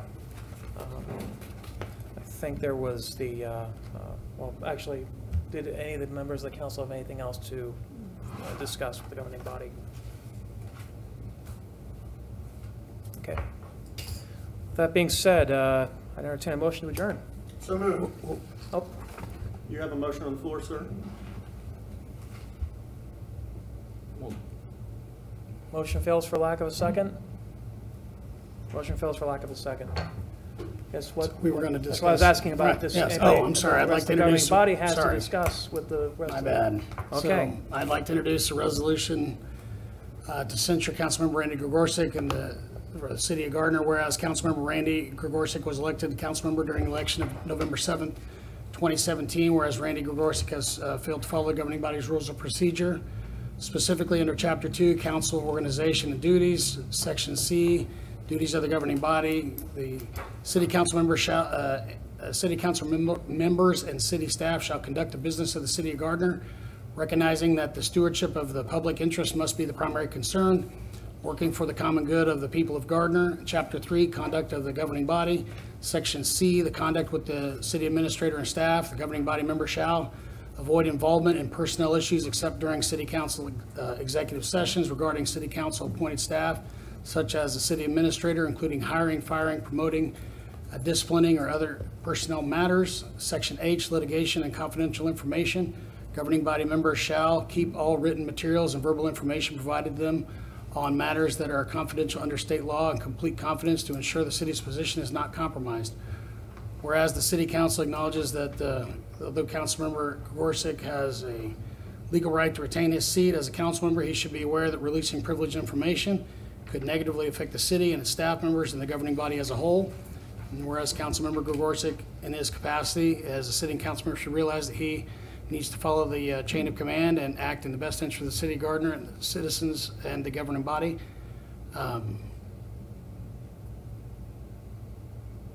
Should I read this final part? This is kind of the... No, that's all right. Okay, so... All right, do you have copies of the resolution? Yes. Do you have one, Randy? You do.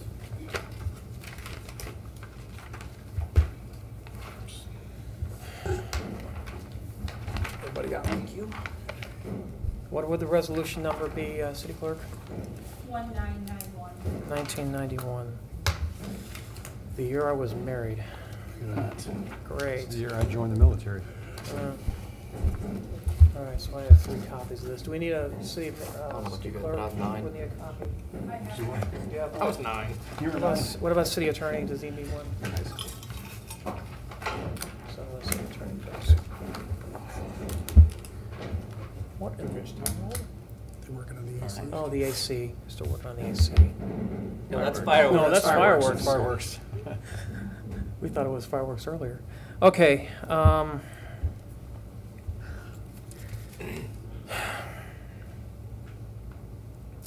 right, I'm going to defer to our parliamentarian, who happens to be the city attorney, as to the case here to hear this. I think we've heard this before, but I think we're going to need to hear it again. Yeah, and you know, for those of you who were on council when we took up the censure last time with the proposed censure of Mayor Morrow, you will recall, and I did the memo summarizing the provisions within the governing body rules of procedure and Robert's Rules of Order. The date of that memo was February 16th of 2017, and basically just highly summarized, if you're, my opinion, expressed based upon Robert's Rules of Order, are that unless the conduct which necessitates a censure occurred in this meeting, and everyone here saw it. And so there's no need to allow Mr. Gregorczyk, the subject of the disciplinary action, to have the due process right to present witnesses and have a trial, unless it falls under that circumstance and it involves matters which did not occur within this meeting. Then the formal disciplinary process within Robert's Rules of Order are to be employed, and those include, typically, you would refer it to a committee. The committee would consider what charges should be brought. A trial is then conducted, and the committee makes a recommendation to this body. So that's my opinion as to the appropriate process. One thing I would note that's different from last time, you'll recall that in September of 2017, we adopted an amendment to the governing body rules of procedure. Prior to that, what the governing body rules of procedure provided was that the mayor ruled on all matters of order, which include matters of parliamentary process subject to appeal to the parliamentarian, that's me. That was changed by ordinance number 2556. And now what that provides is that the mayor makes rulings on matters of order. However, that's subject to an appeal by any member to the city council. As you may recall last time, I believe it was then council president, because the mayor had abstained. He appealed to me and made a final ruling determination. The process this time would be different. It'd be subject to appeal, and ultimately it rests within this body's decision as to the appropriate process to follow. And so my role is purely advisory now, but that's the way I read Robert's rules, and so that's my interpretation's consistent with what I said last time, basically. Thank you, Attorney Denk. I appreciate it. Yes. So my understanding is that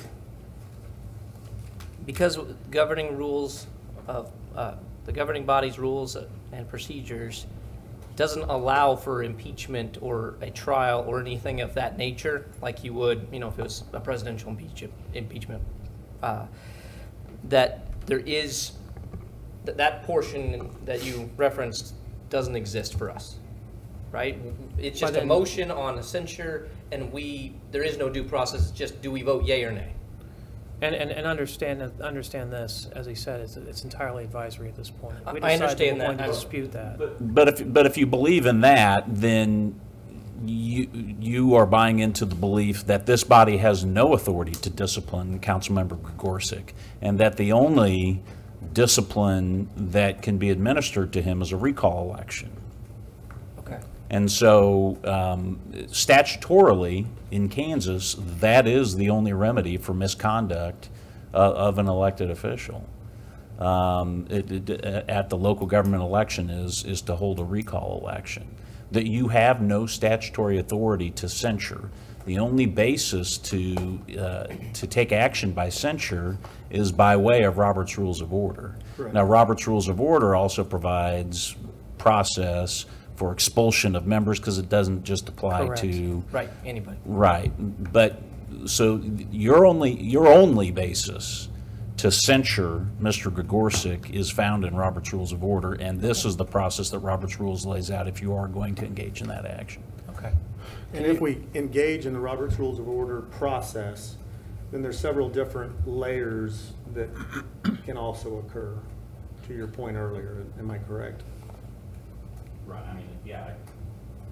I tried to summarize them because my original memo was 3 pages, single space. But, I know. I read all of it. So can you explain for us once again, because I think we went round and round the last time. You and I did, yeah. The footnote, it is also possible to adopt a motion of censure without formal disciplinary procedures.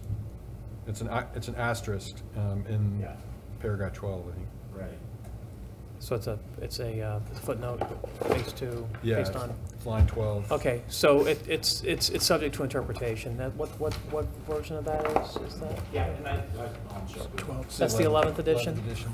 Yeah, it might have been added in the 11th edition actually, because I didn't see it in the 10th. So. Right, we do follow the 11th. Okay. There's an 11th out now. Yes. So I do talk about that. Let me find. And I guess my question really pertains to whether or not that applies to what Mr. Melton has put before the body with this resolution. Essentially, is this a formal or an informal disciplinary action? Right. So there is that footnote, but then when you read the entirety of that section, it lays out the types of disciplinary action or the types of misconduct which can be taken in a singular meeting without that formal disciplinary process. And basically it's at pages 645 through 648.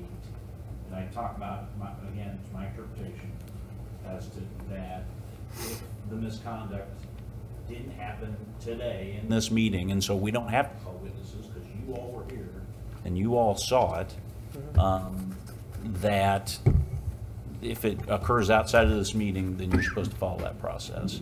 Because Mr. Gregorczyk, it's a fact finding, right? Because it didn't happen here. So Mr. Gregorczyk has the right to call witnesses on his behalf, and Robert's Rules even talks about the possibility of libel or slander.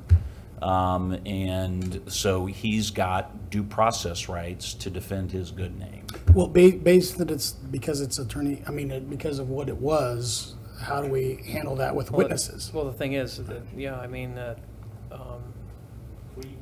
yeah, go on. So, I mean, you know, we've had, this body has had disciplinary proceedings, or not disciplinary, appeal proceedings in executive session because of the subject matter, right. and it could occur in that manner.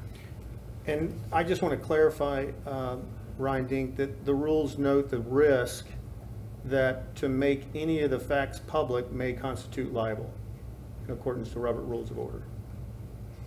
Right. I mean, okay. Well, I mean, you know, libel in itself is an untrue published statement right. of inaccuracy. And can you clarify published? What does published constitute? Just to be social made media, public. perhaps? Any manner of making it public. Thank you. So as the resolution itself, are you saying the resolution itself might constitute libel? I mean, if if this body if it was ultimately determined by a court that this body didn't have a solid factual basis for the underpinnings of it, then it could. And that's stated clearly in Robert's Rules of Order. Okay.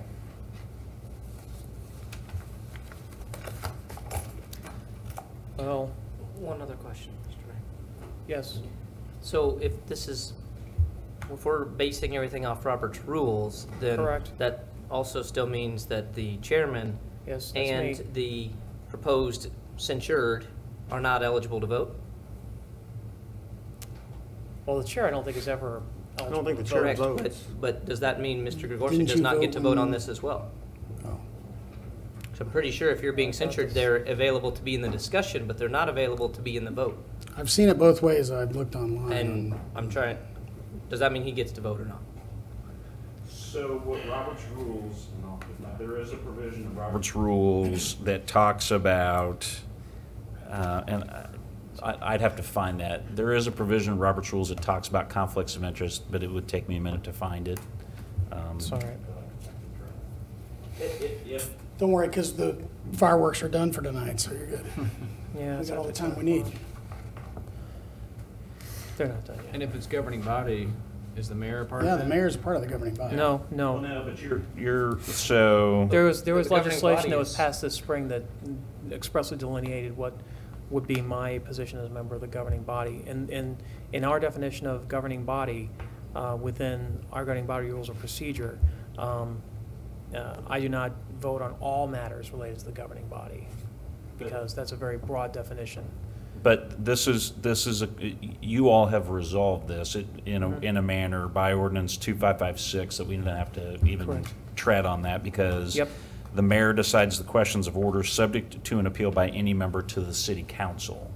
So it's the council that would vote. So this is my decision based on the information that's brought before me and information that I heard in executive session. I'm going to rule that motion out of order.